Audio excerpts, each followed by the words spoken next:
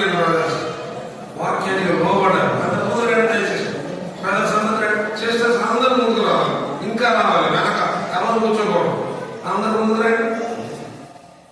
అందరూ చక్కగా రావాలి. ఒకరి పక్కన ఒకరు, ఒకరి వెనక ఒకరి క్రమం, ఒకరి పక్కన ఒకరు, ఒకరి వెనక ఒకరు. అందరూ కూర్చోండి, కూర్చోండి.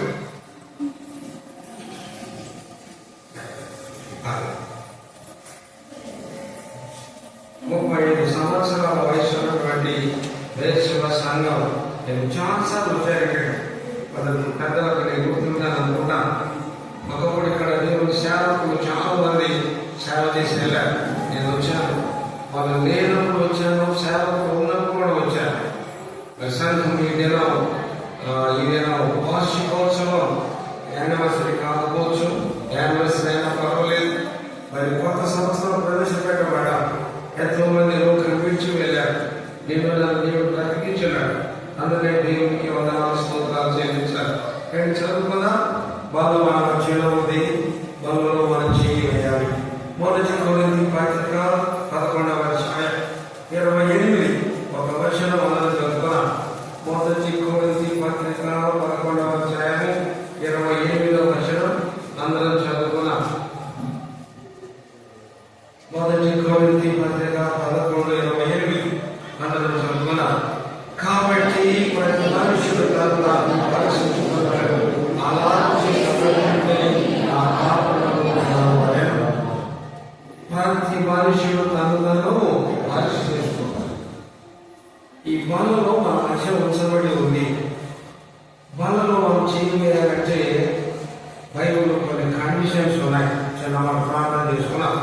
తండ్రి ఎన్నిక లేని వాడిని నిత్య నరకములకు వారసుడను, అటువంటి నన్ను తండ్రి రక్షించుకున్నాం, నీ బిడ్డను అంగీకరించినాం, వారసుడిగా చేసుకున్నాం. వందనాలు స్తోత్రాలు. ఇదైనా వెలుగోడులో నీ వేష ప్రవాసంతో నేను కూడా చేయాలి. నా పట్ల చేసిన వారసత్వము ఆశీర్వాదములకై నిత్య జీవానికి వారసుడిగా చేశావు. దేవా, నీ రాజ్యానికి వారసుడిగా చేశావు, నీ ఆశీర్వాదానికి వారసుడిగా చేశావు, నీ వాగ్దానాలకు వారసుడిగా చేశావు. తండ్రి, నీకు అనేకమైన ఆశీర్వాదాలు వారసుడిగా నాకు చేశావు. అన్నిటిని బట్టి వందనాలు స్తోత్రాలు చెల్లిస్తున్నా. మా మధ్యలో నీ బల ఉంచబడి ఉంది. యోగమే రీతిగా నీ బలలో చేయుటకై మమ్మల్ని నన్ను నేను పరీక్షించుకోవడానికి కృపదయం చేయమని, యోగ్యంగా ఘనపరిచి కృపదయం చేయమని వందనాలు చెల్లించి వేడుకుంటున్నాం తండ్రి. ఆమేన్. సండే స్కూల్ పిల్లలు బయట వాక్యం ఉంటున్నారు. దయచేసి ఈరోజు ప్రత్యేక కూడిగా సండే స్కూల్ టీచర్స్ మనవి త్వరగా ముగించుకొని మీరు కూడా వస్తే వాక్యం వింటారని నా ఆశ.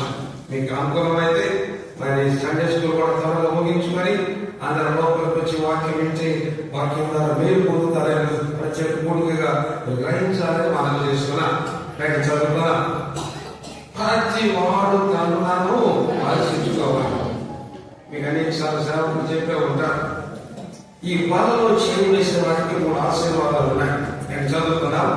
యోహాను సువార్త 6వ అధ్యాయం, యోహాను సువార్త 6వ అధ్యాయం దయచేసి యోహాను సువార్త 6వ అధ్యాయం 54వ వచనం.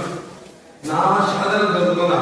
నా శరీరం తిని నా రక్తం త్రాగబడి నిత్య జీవం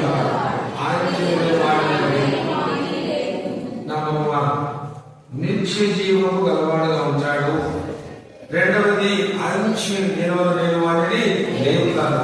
ఎవరు? ఇందులో తినేవాడు. ఇది ఒకటి మాత్రం గ్యారంటీ. చూడండి, మరొక ఆశీర్వాదం కూడా ఉంది. చదువుకుందాం చేశారండి. 56వ వచనం కూడా అందరం కలిసి. నా శరీరం నా రక్తం త్రాగవాడు, నా ఇంట్లో నేను వాడిలో నిలిచి ఉంచాడు, నిత్య జీవం పొందేవాడుగా ఉంటాడు, అంచె దినాన తిరిగి లేచేవాడుగా ఉంటాడు. 3వ చెప్పండి, ప్రభువులో మనం నిలిచి ఉంటాము, ప్రభువు మనతో నిలిచి ఉంటాడు. నిలిచి ఉండేవాడు ఫలిస్తాడు. సరే, హిందూ వాళ్ళందరూ ఈ ఆశీర్వాదాలు పొందుతారు, కానీ యోగ్యంగా తినాలి. ఏదో ప్రసాదం అది తినమని కాదు, యోగ్యంగా ఉండాలి. అంటే రక్షణ పొందిన వారై ఉండాలి, రక్షణ పొందిన వారై ఉండాలి. ప్రభువులో చేయడానికి బైబిల్ క్రమానుసారంగా మనం బోధించిన మన విశ్వాస నిబంధన ఏంటంటే, మొట్టమొదటిగా ఒక వ్యక్తి మారు మనసు పొందిన వాడై ఉండాలి. రెండవది బాప్తిస్మములో సాక్ష్యం ఇచ్చిన వాడుగా ఉండాలి. కూర్చోవాలి, మారు మనసు పొందిన వాడుగా ఉండాలి. అపోస్తలుల కార్యం 2:42 ప్రకారం. రెండవది ఆ వ్యక్తి నీటిలో బాప్తిస్మం, ముంచడ బాప్తిస్మం, నీళ్ళలో ముంచబడిన బాప్తిస్మం. మూడవది పరిశుద్ధాత్మ యొక్క నడిపింపు పొందిన వాడుగా ఉండాలి. నాలుగవది అపోస్తలుల యొక్క బోధ. ఐదవది చెప్పండి సహవాసం మందు. ఆరవది రొట్టెలుచుట. ఏడవది ప్రార్థన. ఇది మన సంఘ సహవాసం యొక్క సార్వత్రిక సత్యం యొక్క నిబంధన కదా. అందరూ కూర్చోవాలి. ఆ పక్కన టీచర్స్ బాయ్స్ కూర్చోండి. పెద్దలు డబ్బులు కట్టుకోలే వారికి చాలా జాగ్రత్త. ఏమన్నా కూర్చోవాలి త్వరగా మాట్లాడుతున్నప్పుడు వాయిస్ పెరగవచ్చు, లేదా వారికి ఆడలేదు. సో ఈ 6 అంటే మారు మనసు పొందిన వాడుగా ఉండాలి. ఏంటి మారు మనసు అంటే? ఎప్పుడు బాగా వస్తున్నాం జాగ్రత్త కదా, వాక్యం చెప్పాలి రాష్ట్రం. మారు మనసు అంటే ఏంటి? చొక్కా వేసుకోవడం కాదు, చొక్కా ఇచ్చడం కాదు. సరే, నీ హృదయంలో యేసు ప్రభువును చేర్చుకుంటే నీ బ్రతుకు మారుతుంది, బ్రతుకు మారాలి. అదే కొత్త జనం అంటాం. రెండవది బాప్తిసం తీసుకోవాలి. మూడవది పరిశుద్ధాత్మ చేత నడిపించబడాలి బోధ. ఐదవది సహవాసం. ఆరవది రొట్టె విరుచుట. సరే, ఈ సందర్భంలో నాకు ఇచ్చిన భాగం ఏంటంటే, మనమందరము ప్రభు దగ్గర పరిచయం చేసుకున్నాం, ఎగ్జామిన్ చేసుకున్నాం. మన బీపీ షుగర్లు ఎలా బ్లడ్ టెస్ట్ చేసుకుంటామో వాక్యం వెలుగులో పరీక్షించుకొని చేస్తాం. ఒక పరీక్ష చదువుకున్నామండి. యోహాను సువార్త 15వ అధ్యాయం, యోహాను సువార్త 15వ అధ్యాయం 11వ వచనం. అందరూ చదువుకున్నాం, ఒక పరీక్ష పెట్టుకుని చదువుకున్నాం అందరూ. యోహాను సువార్త 15:11 అందరూ చదువుకున్నాం. మీ యందు నా సంతోషం ఉండవాలని, మీ సంతోషం పరిపూర్ణం కావాలని ఈ సందర్భం చెప్తున్నా. అర్థమైన చక్కటి తెలుగు భాష. మీ యందు నా సంతోషం ఉండవాలని. రెండవది చెప్పండి, మీ సంతోషం పరిపూర్ణం కావాలని చెప్తున్నా. అంటే ప్రభు యొక్క కోరికైతే ఆయన మన ద్వారా సంతోషం మన మీ యందు నా సంతోషం ఉండాలి. చూడండి, ఇప్పుడు మీకు అందరికి పిల్లలు ఉన్నారు, మనందరూ పిల్లలు ఉన్నారు. ఇప్పుడు మన పిల్లలు చక్కగా చదువుకొని ఆరోగ్యవంతులై ఉండి ఉద్యోగాలు చేసి భార్య పిల్లలతో ఉంటే నెమ్మదిగా ఉంటే ఆ తల్లిదండ్రులు అంటారు, నాకు ఎంత సంతోషం అండి, నా పిల్లలను చూస్తే కడుపు నిండిపోతుందండి, బిర్యానీ తిన్నట్టుగా ఉంటుందండి. కారణం నా పిల్లలు యోజన లేదండి, క్షేమంగా ఉన్నారని, నెమ్మదిగా ఉన్నారని. అవునండి. మరి కొంతమంది అంటారు, ఏంటన్నా మా పిల్లలు ఎవరు సెటిల్ అవ్వలేదన్నా, ఎవరికి పెళ్లిళ్ళు రాలేదన్నా, ఉద్యోగం రాలేదన్నా, ఎంతో దిగులుగా ఉన్నారని చెప్పేవారు కూడా ఉంటారు. అంటే ఇక్కడ యేసు ప్రభు యొక్క ఆశ ఏంటంటే, ఒక తల్లి తండ్రి పిల్లల గురించి ఎలా సంతోషపడతాడో ప్రభు యొక్క కోరిక ఏమన్నాడు, మీ యందు ఎవరైనా చెప్పండి, మీ యందు నా సంతోషం ఉండాలి. పెద్ద ప్రశ్న. ప్రభువును నీవు నేను సంతోషపరుస్తున్నామా లేకపోతే దుఃఖపరుస్తున్నామా? అందరికి అర్థమవుతుంది కదండి, అక్కడ అర్థమవుతుందా? ప్రభువు దేవుని వాక్యం, దేవుని యొక్క వాక్యం నా మాటలుగా ప్రభు అన్నాడు, మీ యందు నా సంతోషం ఉండాలి. అంటే ప్రభు కొరకేంటి? మన జీవితంలో, మన క్రియలలో, మన మాటలలో, మన తలంపుల్లో, మన జీవితంలో మన ప్రభువులకు చెప్పండి, మనం ఏమి కలిగించబద్దలమైన చెప్పండి. ఇప్పుడు ఏం కలిగించాలండి? సంతోషం అన్నాడు. మీ యందు నా సంతోషం ఉండాలి. రెండవది, మన సంతోషం పరిపూర్ణం కావాలి. ప్రభు సంతోషం కంటే మనం సంతోషంగా ఉంటాం. నువ్వు సంతోషంగా ఉంటే మీ నాయన సంతోషంగా ఉంటాడు. మీ నాన్న సంతోషంగా ఉంటావు, జాయింట్గా ఉంటాయి. సో ప్రభు అంటున్నాడు, మీ యందు నా సంతోషం ఉండాలి, మీ సంతోషం పరిపూర్ణం కావాలి. ఈ మధ్యాహ్నం కొన్ని విషయాలు ప్రభువు నందు నీవు అంటే ప్రభువునకు మనం సంతోషం కలిగించువారమై ఉన్నామా కదండి. ఒక మాట ఆలోచించాలా అంటే దేవుడు ఎవరిని బట్టి సంతోషిస్తాడు కదా, ఎవరిని బట్టి సంతోషిస్తాడు. రెండవది ఎట్టి పనులను బట్టి సంతోషిస్తాడు. మూడవది ప్రభువు సంతోషం కలిగిస్తే మనకు వచ్చే ఆశీర్వాదం ఏంటి అదే చెప్తున్నాను. నాకు ఈజీ అర్థం మీ కట్టుకుని వాక్యం ఉందో లేదు, మీరు పడుతున్నారు కాబట్టి నా పాఠం చెప్పే ఇది అర్థమవుతుంది. అంతా వింటున్నారు గారు. మీరు అందరూ దేవుడి వాక్యం వినాలంటే బేషువ మందిరానికి క్రమంగా రావాలి. ఆదివారం మాత్రమే కాదు, మంగళవారం ప్రార్థన కూడి ఉంటుంది. ఖచ్చితంగా రావాలి, ప్రార్థన చేయాలి. అన్నగారు వాక్యం చెప్తారు. ప్రార్థన గడిపి వాక్యం పెట్టి వాక్యం అర్థమవుతుంది. అలాగే బైబిల్ స్టడీ ఉంటుంది. ఎప్పుడైనా రాస్తున్నామో వేసవారం బైబిల్ స్టడీ ఖచ్చితంగా రావాలి. అలాగే దాని వాక్యం నేర్చుకుంటారు. అలాగే శుక్రవారం ప్రార్థన కూడిగా ఉండవచ్చు, శనివారం ప్రార్థన కూడిగా ఉండవచ్చు. వీరున్నప్పుడల్లా ఈ కూటాలకు వస్తే వాక్యం వింటే నేర్చుకుని బాగుపడతారు. అది రాకపోతే వాక్యం అర్థం కాదు. దేవుని వాక్యం ప్రతి కూడికలో రావాలి, వాక్యం మీద నేర్చుకోవాలి. విజయనగరంలో చెప్తారు, వారమంతా ఫస్ట్ నుండి ఒక్కసారి అన్నం మీకు ఆగదు. రోజు కూడా అన్నం పక్కన పెట్టి తిన్నప్పుడు పక్కన పెట్టుకున్నాం, మధ్యాహ్నం భోజనం పక్కన పెట్టుకున్నాం, రాత్రి భోజనం పక్కన పెట్టుకున్నాం. రాత్రికి 3 తినాలంటే 3 తినలేదు, తిన్నా ఆగదు. ఏ కూడా తిని ఆరోగ్యం చేయకుండా దేవుడి వాక్యం కూడా అంతే.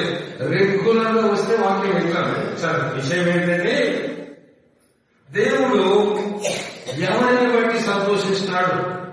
రెండవది మన పనులన్నీ ప్రభు చూస్తున్నాడు. మన లేచింది నడక పడక క్రియలని. సో ఎట్టి క్రియల ద్వారా ప్రభువును నీవు నేను సంతోషపరచగలవు.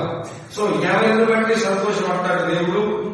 ఎట్టి క్రియలను బట్టి. క్రియలంటే మనం చేసే పనులు, మనం చేసే ప్రతి పనులు చూస్తుంటాడు. ఎటువంటి పనుల ద్వారా ప్రభువును సంతోషపరచగలం. మూడవది ప్రభువు సంతోషం కలిగిస్తే మనకు వచ్చే ఆశీర్వాదం ఏంటి? నాలుగవది ప్రభు దుఃఖం కలిగించేవారు ఎవరు? దుఃఖము కలిగిస్తే వచ్చే నష్టం మనకేంటి? ఇస్తున్నారండి, అది అర్థమవుతుంది మీకు అందరికీ.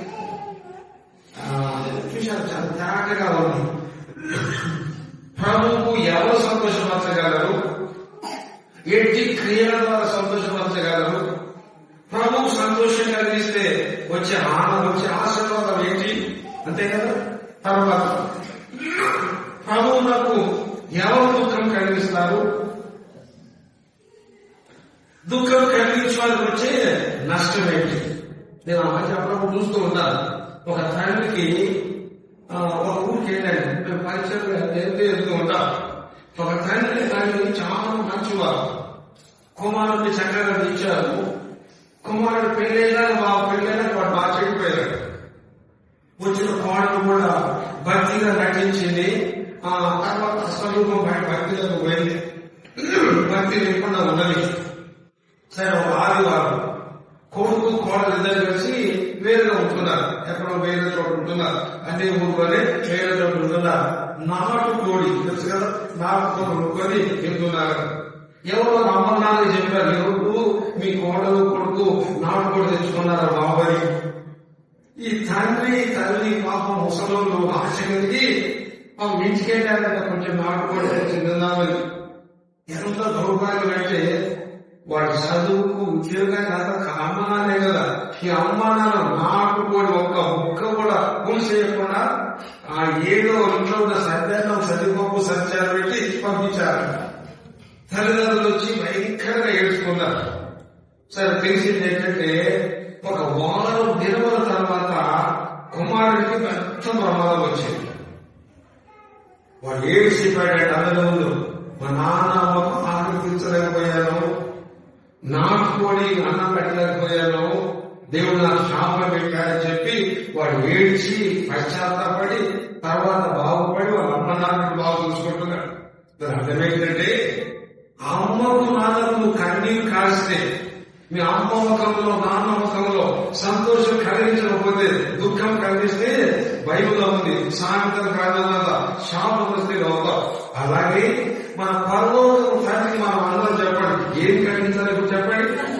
సంతోషం దుఃఖం ఇప్పుడు కలిగించకూడదు. సో ఎవరు సంతోషపరచగలరు, ఎట్టి క్రియల ద్వారా సంతోషపరచగలరు, సంతోషం కలిగిస్తే వారికి వచ్చే ఆశీర్వాదం ఏంటి? నంబర్ 4, ఎవరు దుఃఖం కలిగిస్తారు, దుఃఖం కలిగించిన వారికి వచ్చే శాపాలు ఏంటి? చివరిది, దుఃఖం కలిగించిన వారు మరలా ఎలా సంతోషం కలిగించగలరు? అది బైబిల్ యొక్క బోధ. వింటున్నారా? సరే, అది చదువుతున్నా. ప్రభు యొక్క ఆసక్తి మీ యందు నా సంగతి. ప్రభు నీవు నేను చెప్పండి ఏం కలిగించాలి? సంతోషం కలిగించాలి. రైట్, చదువుతున్నా. సంతోషం కలిగిస్తే నంబర్ 1 మనకు వచ్చే ఆశీర్వాదం ఏంటి? చదువుకున్నవారండి. సంఖ్యాకాండం 14వ అధ్యాయం. సంఖ్యాకాండం 14:8 అందరం చదువుకున్నామండి. సంఖ్యాకాండం 14:8 అందరూ చదువుకున్నా. అందరు విషయాలు Bible boys, Sunday school boys రోజు బైబుల్ చదవాలి లేదా? ఇక్కడ మీకు సంబంధించి మీ పిల్లలకు ఒక మాట చెప్తారు. ప్రతి సాయంత్రం ఇంట్లో కుటుంబ ప్రార్థన చేసుకోవాలండి. ప్రతి ఉదయం కూడా ఫ్యామిలీ ప్రేయర్ చేసుకోండి. అంటే పెద్దరాట లేచి ఒక అత్యంత మాత్రం చూసుకొని ఒక పాట పాడి ఒక కీర్తన ఒక అధ్యాయంలో కొంత చదువుకొని ప్రార్థన చేసుకోండి. మీరు ప్రార్థన చేయండి, వెంటనే మీ ఇంట్లో ఉన్న పిల్లలు కూడా చేయించండి. అలాగే రాత్రి కూడా వాళ్ళ పాట పాడండి, బైబిల్ చదివించండి, భర్తగా ప్రార్థన చేయి. పిల్లలతో చేస్తే పిల్లలందరూ బైబిల్ క్రమం నేర్చుకుంటారు. చాలా బైబిల్ తెచ్చడానికి అలవాటు కూడా ఉంది. చదువుతున్నానండి. సంఖ్యాకాండం 14:8 అందరం చదువుతున్నాం.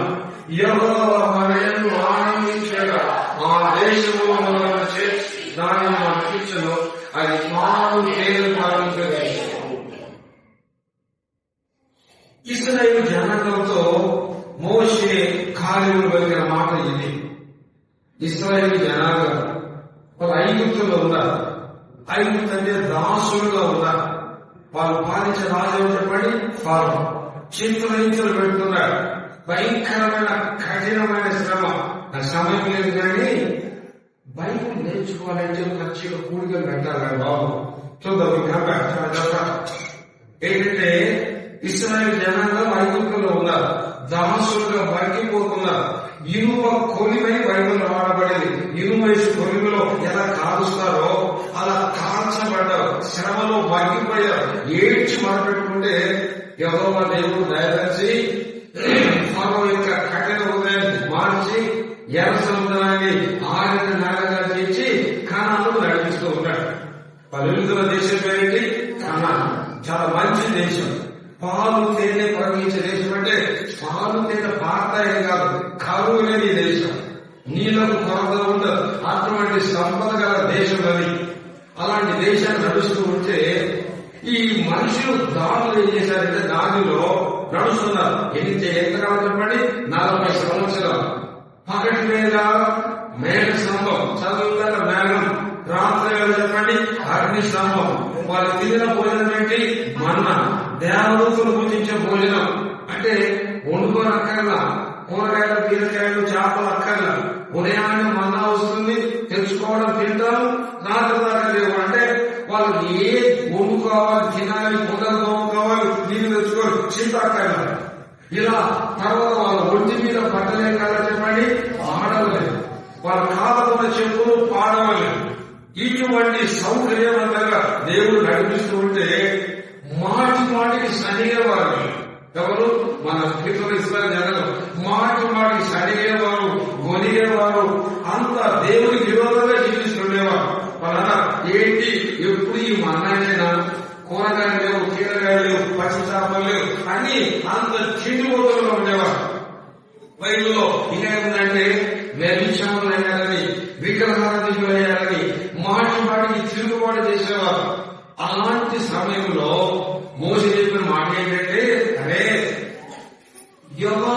దుఃఖం కలిగించకండి, మాటి మాటికి తిండిపోతులు కాకండి, వ్యభిచారులు కాకండి, విగ్రహాలు కాకండి, ఇలా ఉండకుండా అంటే ఏమంటే యెహోవా మన యందు చూడ ఏమన్నాడు, యెహోవా మన యందు ఆనందించుగా ఆ దేశంలో మనల్ని చేయడం మనకిచ్చును. అది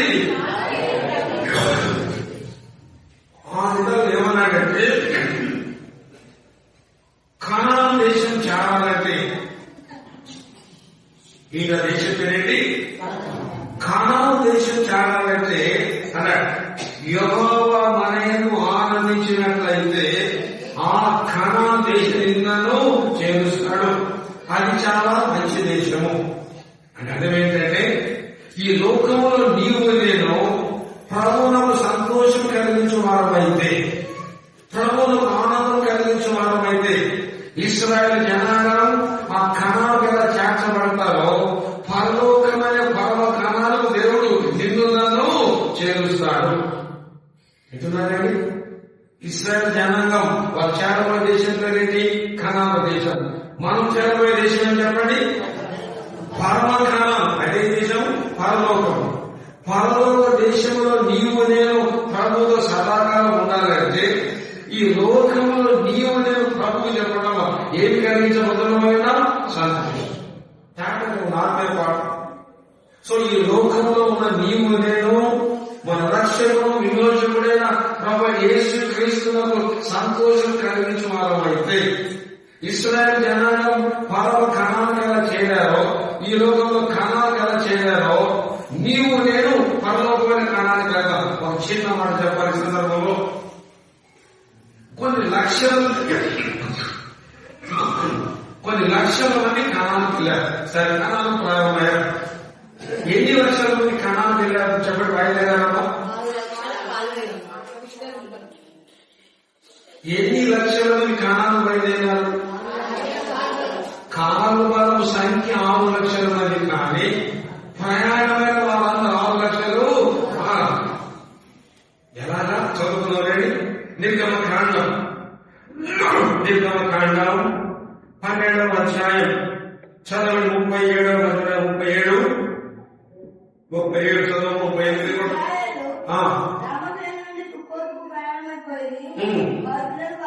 వారి పిల్లలు కాగా ఒక్క నిమిషం చదువు కట్టే చదువు కష్టపడి చదువుకుంటున్నాడు. అప్పుడు ఇశ్రాయేలీయులు ఏమమ్మా రామశేషుడు అర్థాలు పెట్టుకోవాలి. రామశేషుడుగా దేశపడేది రామశేషు. ఆ దినాల్లో ఫరో ఒక పేరు రామశేషు, ఫరో కొడుకుడు. సరే ఆ 3 దాపులో రామశేషు నుండి సుఖోతు ప్రయాణమై బయలుదేరి వారి పిల్లలు కాక ఎంతమంది కావాలా తర్వాత అనేకమైన అన్యజనుల సమూహము, గొర్రెలు, ఎద్దులు, పశువుల వల్ల అనేకులైన వాళ్ళు బైబిల్ పండుగ లెక్కేటప్పుడు అన్నమాట. ఎంతమంది సైనికులు చెప్పండి? 6 లక్షలు. పిల్లలు వాళ్ళంటే ఉన్నారు. ఏంటంటే 6 లక్షల మంది సైనికులు, 6 లక్షల మంది పెళ్ళైంది అనుకున్నాం. ఒక్కొక్కరు ఒక భార్య చేసుకున్నా ఎంతమంది భార్యలు చెప్పండి? 6 లక్షల భార్యలు, 6 లక్షల సైనికులు, 6 లక్షల భార్యలు. ఎన్ని లక్షలు మొత్తం? 2 పిల్లలు చేసుకున్నాం అంటే పిల్లలతో 12 లక్షలు. ఇప్పుడు 6 లక్షల సైనికులు, 6 లక్షల భార్యలు, పిల్లలు 12 లక్షలు. ఎన్ని లక్షలు మొత్తం చెప్పండి? కొడుకులు వచ్చిన మీకు అందరికి కొడుకులు వచ్చా 24 లక్షలు. దాని 6 లక్షల తల్లు ఉంటారు, తల్లు 4 లక్షలు ఉంటారు. వాళ్ళు ఇలా అమ్మనాలు కదా. మొత్తం ఎంతమంది చెప్పండి? 36 లక్షలు. బైబిల్ పండితులు ఏంటంటే 6 లక్షలు తీసేశారు. ఏ పుస్తకం చేసుకున్నాం కొండ మార్పిడి వాళ్ళు. అంటే 30 లక్షల మంది ప్రయాణం అయితే కణాలు చెప్పండమ్మా ఎంతమంది చేస్తారు చెప్పండి?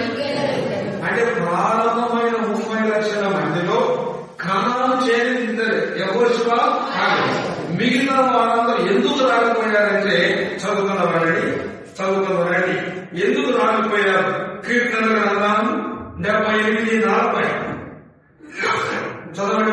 కీర్తనలు 78:40-41. అరణ్యమున వారు ఆయన మీద ఎన్ని మార్లు తిరగబడింది, ఎడారి యందు ఆయనను ఎన్ని మార్లు దుఃఖపెట్టింది. నాకు ఒక్క నిమిషం అందరికి అర్థమవుతుంది కదా, అందరికి అర్థమవుతుందా? దేవుడికి కొడుకు కొంచెం అర్థం తక్కువ, దేవుడు 2 నిమిషాలు ఉంటారు. వాళ్ళ ఇంటికి వస్తే ఎదురవుతారా? నిజమేనా? శుభ్రంగా సర్కక్షన్స్ ఒక స్నానం చేశారండి, తలలో జిడ్డలు పోవాలి. అప్పుడు దేవుడి వాక్యం చక్కగా ఇలా అన్నారు. అర్థమైందండి? చూడండి, బాగా ఉన్నా 30 లక్షల మంది కణాలు బయలుదేరారు. కణాలలో ఎంతమంది చేరారంటే ఇంతనే. అంటే ప్రారంభించిన 30 లక్షల మందిలో యెహోషువ కార్యములు చేరారు, మిగతా వాళ్ళందరూ రాలిపోయారు. ఈ 40 సంవత్సరాల ప్రయాణంలో పుట్టిన వాళ్ళు ఉన్నారు. ఈ పుట్టిన కొత్త పిల్లలు కణాలు చేరారు. అర్థమైనాక ప్రారంభంలో ఉన్న వాళ్ళందరూ రాలిపోయారు. ఈ మార్గ ప్రయాణంలో 40 సంవత్సరంలో అరణ్య ప్రయాణంలో పిల్లలు ఉంటారు. ఈ కొత్తగా పుట్టిన పిల్లలందరూ కణాలు ప్రవేశించుతారు. ప్రారంభంలో ఉన్న వాళ్ళందరూ మొత్తం నాశనం ఇద్దరే. సరే, ఏంటి చూడండి, కారణం ఏంటి చూడండి. మార్గంలో అరణ్యంలో ఆయన ఎన్ని మార్లు తిరగబడి, ఎడారి ఆయనను ఎన్ని మార్లు దుఃఖం పెట్టేది. ఎందుకు అరణ్యంలో రాలిపోయారంటే, ఈ అరణ్య మార్గం అందరూ యెహోవా దేవుడు చెప్పారు ఏం పెట్టారంటమ్మా? దుఃఖం. అంటే అటువంటి దుఃఖ పెట్టిన వారందరూ కణాలు చేరకుండా రాలిపోయారు.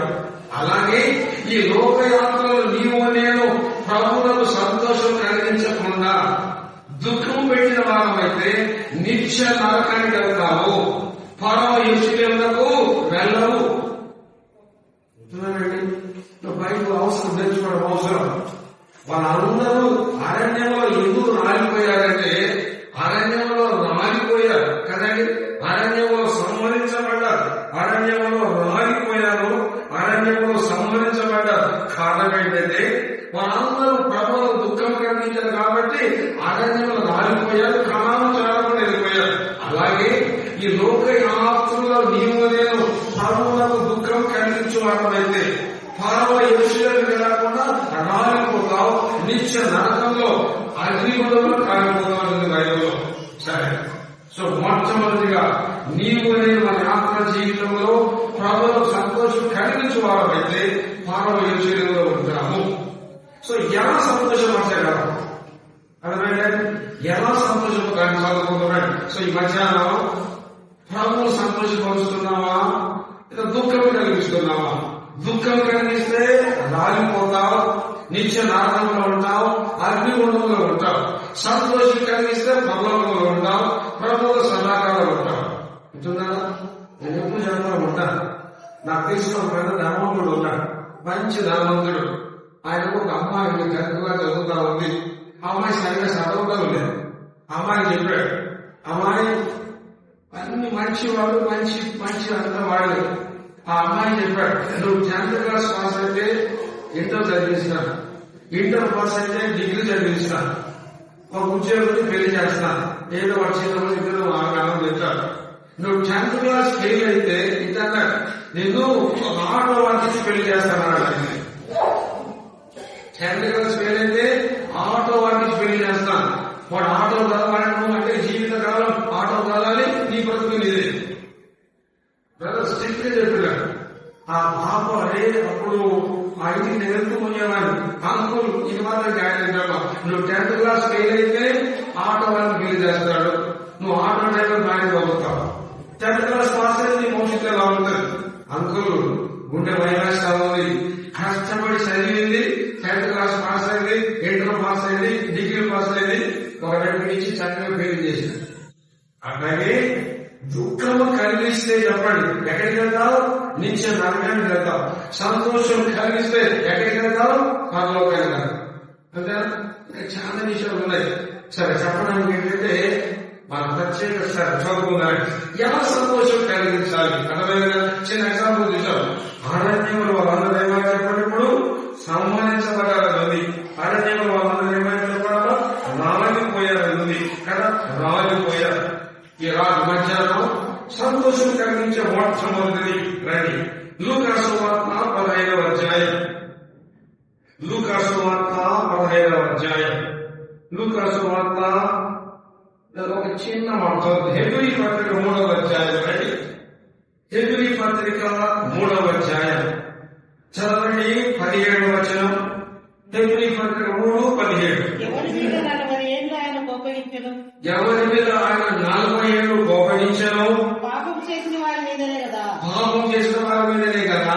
వారి శవములు అరణ్యంలో రాలిపోయాను. ఎక్కడ రాలిపోయాడమ్మా? ఎందుకంటే అరణ్యంలో రాలిపోయారు.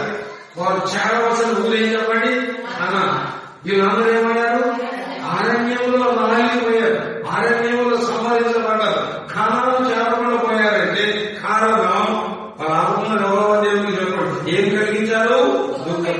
అదే సరే మధ్యాహ్నం ప్రభువుకు ఎలా సంతోషం కలిగించాలి చదువుకున్నారండి.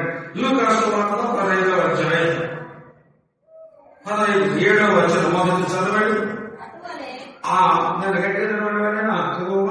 అటువలే మారుమనస్సు అక్కరలేని 99 మంది నీతిమంతుల విషయమై తమకు సంతోషం కంటే మారు మనసు పొందు ఒక్క పాపం విషయమై 100 మంది ఎక్కువ సంతోషం కలుగును. అర్థమవుతుందా?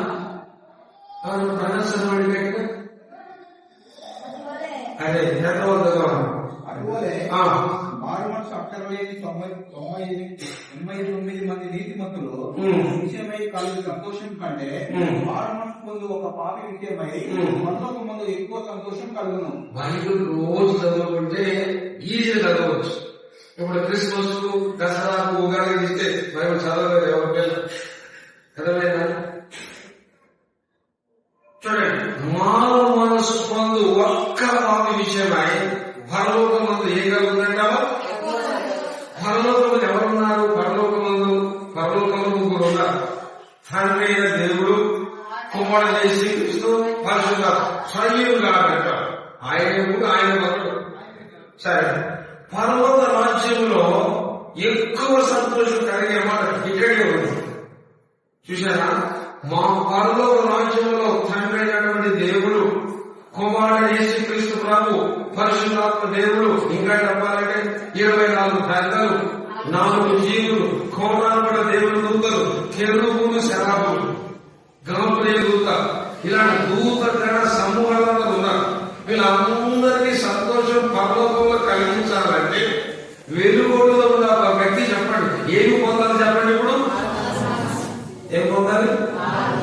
మారు మనసు పొందు ఒక్క పాప విషయమై పరలోకంలో ఎక్కువ సంతోషం కలుగుతుంది. అంటే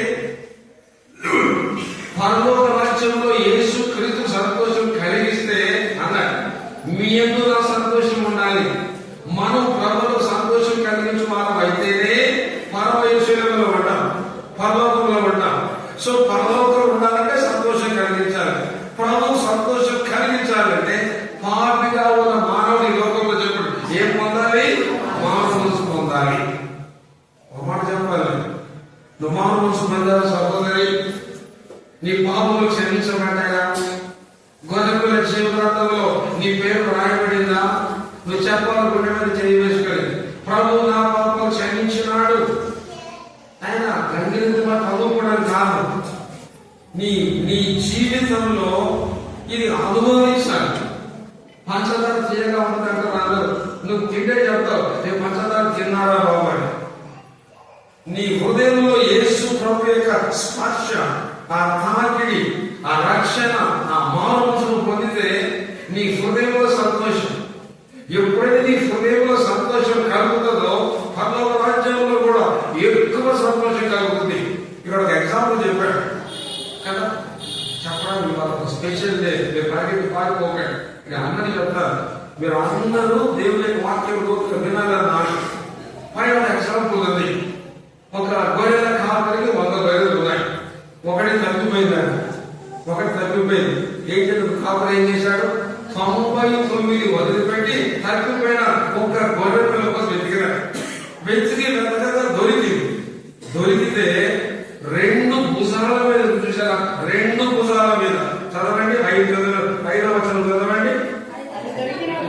అది దొరికినప్పుడు సంతోషము దానిని తన భుజాల మీద వేసి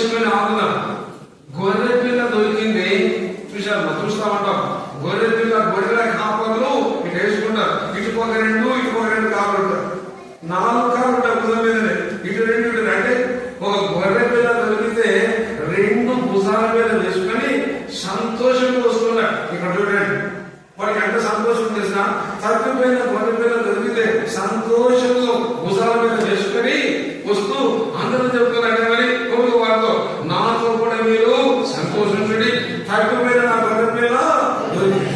ఒక్క నిమిషం, గొర్రె పిల్ల తప్పిపోయింది, కాపరి వెళ్ళి వెతికినాడు, దాన్ని రక్షించుకున్నాడు, సంతోషంతో భుజాల మీద వేసుకొని అందరూ చెప్తున్నాడు. ఇక్కడ చూడండి, తప్పిపోయిన గొర్రె పిల్ల దొరికితే సంతోషం 4 రకాలు కలిగింది.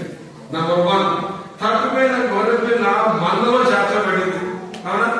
అలాగైతే ఏదో నక్కలో సింహము తినేది. తప్పిపోయిన గొర్రె పిల్ల దొరికితే, తప్పిపోయిన గొర్రె పిల్ల దొరికినప్పుడు ముందు దానికి సంతోషం కలిగింది. అంతేనా? అయ్యో నేను నా మందలో చేర్చబడ్డా. నంబర్ 2, దానికి గొర్రెల ఫ్రెండ్స్ ఉంటాయి. అయ్యో నా గొర్రె పిల్ల నా ఫ్రెండ్ వచ్చిందని చుట్టూ ఉన్న గొర్రె సంతోషం కలిగింది. 3వది చెప్పండి, గొర్రె పిల్ల యొక్క కాపరికి సంతోషం కలిగింది. 4వది ఇరుగు పొరుగు సంతోషం కలిగింది. గొర్రె పిల్ల దొరికితే 4 రకాల సంతోషం. మొదటిది ఆ గొర్రె పిల్లకు, 2వది గొర్రె పిల్ల ఫ్రెండ్స్ కు, 3వది గొర్రె పిల్ల కాపరికి, 4వది ఇరుగు పొరుగు వాడు. అలాగే పాపిగా ఉన్న మానవుడు మారు మనసు పొందితే, నీకు ఏంటంటే మారు మనసు చాలా పేరు మారు మనసు గురించి ఏంటి మారు మనసు? నీ హృదయంలో పాపము కడగబడాలంటే యేసుక్రీస్తు రక్తంలో కడగబడాలి. నీ మనస్సు మారాలి, నీ బ్రతుకు మారాలి, నీ నడక మారాలి. ఇవన్నీ మారాలంటే నీ హృదయంలోనికి ప్రభువును నిజంగా నువ్వు స్వీకరిస్తే నీ బ్రతుకు మారుస్తుంది. పాత బ్రతుకు కొత్తదవుతుంది. ఇది నీ వ్యక్తిగతమైన అనుభవంగా ఉండాలి. చెప్పాను, పచ్చదారు తింటే నీకు తెలుస్తుంది. ఒక స్త్రీ ఉంది బైబిల్లో, 12 సంవత్సరాలు వ్యాధిగ్రస్తురాలుగా ఉంది, రక్తస్రావ రోగం. ఆమె యేసు గురించి విన్నది, అయ్యో నేను వెళ్ళి వస్త్రం చెంగు పట్టుకుంటే స్వస్థత పొందులను తలంచి వస్త్రం చెంగు అలా ఉంచుకున్నది, స్వస్థత కలిగింది. అంటే వస్త్రపు చెంగు ఎలా ముట్టుకున్నదో నీ జీవితంలో యేసును తాకాలి, అది అనుభవించాలి. వ్యక్తిగతంగా నీ బ్రతుకోవడానికి ప్రభు రావాలి. అది మారు మనసు. ఆమె వెళ్ళింది, వస్త్రం చెంగు ముట్టుకొనగానే స్వస్థత కలిగింది. అంటే ముట్టుకోవడం అంటే ఒక వ్యక్తిగతమైన అనుభవం. యేసు ప్రభువును నీ హృదయంలో చేర్చుకుంటే అది నీకే తెలుస్తుంది. నేను ప్రభువును చేర్చుకున్నాను, నా హృదయంలో ప్రభు ఉన్నాడు, నా బ్రతుకు మారింది. అది అర్థం. ఈ యేసు ప్రభు యొక్క వాక్యం మనం నేర్చుకుంటున్నాం. ఈ పాపిగా ఉన్నటువంటి మానవుడు అంటే ఆ స్త్రీ ఎలా యేసుగా ముట్టుకున్నదో, మారు మనసు పొందు ఒక్క పాపి విషయమై పరలోక రాజ్యంలో చెప్పడం ఏమి కలుగుతుందట? గొప్ప సంతోషం. మారు మనసు పొందితే ముందు నీకు సంతోషం కలుగుతుంది, నీ భార్యకు సంతోషం కలుగుతుంది, మీ అమ్మకు నాన్నకు సంతోషం కలుగుతుంది, నీ యొక్క ఫ్రెండ్స్ సంతోషం కలుగుతుంది, మందిరంలో సంతోషం కలుగుతుంది. అంత మాత్రం కాదు, పరలోకంలో చెప్పండి ఏం కలుగుతుందట? ఏం కలుగుతుందంటే పరలోకంలో మరి ఒక చిన్న మాట ఉంది కదా, ఈ సంతోషం కలిగించే సమయం, ఆ ఘటన నీ బ్రతుకులో జరిగిందా? మనం వింటున్నారా? ఇప్పుడు అందరూ 1 సంవత్సరం అవుతుంది యానివర్సరీ దినం. యాక్చువల్లీ యానివర్సరీ సందర్భంగా 2-3 దినాలు ప్రత్యేక పూజలు పెట్టి కొంతమందికి ఇస్తారు, బాప్తిస్మాలు ఇస్తారు. అలా పెట్టుకుంటే చాలా బాగుండేది. ఇక భోజనం పెట్టుకోవడానికి అది ఉండదు. ఈసారి ప్రార్థన చేయండి. ప్రతి సంవత్సరంలో ఒక 2-3 సందర్భాలలో ప్రత్యేక పూడికలు పెట్టుకోవాలి. శుక్రవారం, శనివారం, ఆదివారం. ఆ దినం అందరికీ అంటే ఎవరైతే మారు మనసు పొందారో వారందరూ బాప్తిస్మ సాక్ష్యం పొందాలి. పెద్ద పరలోక పండగ. తర్వాత దేవుని యొక్క వాక్యం అది జరిగింది, చాలా సంతోషం. సరే, మధ్యాహ్నం మారు మనసు పొందు ఒక్క పాప విషయమే పరలోక రాజ్యంలో ఏ గురువు చెప్పడము. మరి ఒక మాట, ఆ సంతోషము పొందావా? రెండోది, పరలోక రాజ్యంలో ఆ సంతోషం కలిగించినావా? అని చేసుకున్నాను. ఈరోజు యానివర్సరీ దినం లేదా జనవరి 1వ వారం ప్రేమ దినంలో నీవు సంతోషంగా ఉన్నావా? నీ పాపం క్షమించబడ్డాయా? పరలోక రాజ్యంలో సంతోషం కలిగించినావు. నువ్వు మానవుని పొందితే నీ పాపము క్షమించబడితే నువ్వు సంతోషంగా ఉంటావు. దాన్ని పరలోక రాజ్యంలో సంతోషం కలిగిస్తావు. రెండవ చదువుతున్నారండి. రెండవది, మానవ మనసు పొందిన వ్యక్తి ఒకవేళ వెనుకకు వెళ్ళిపోతే ప్రభు కంట పుత్రం కలుగుతాడని చదువుకున్నారండి. హెబ్రీ పత్రిక 10వ అధ్యాయం, హెబ్రీ పత్రిక 10వ అధ్యాయం 38వ వచనం.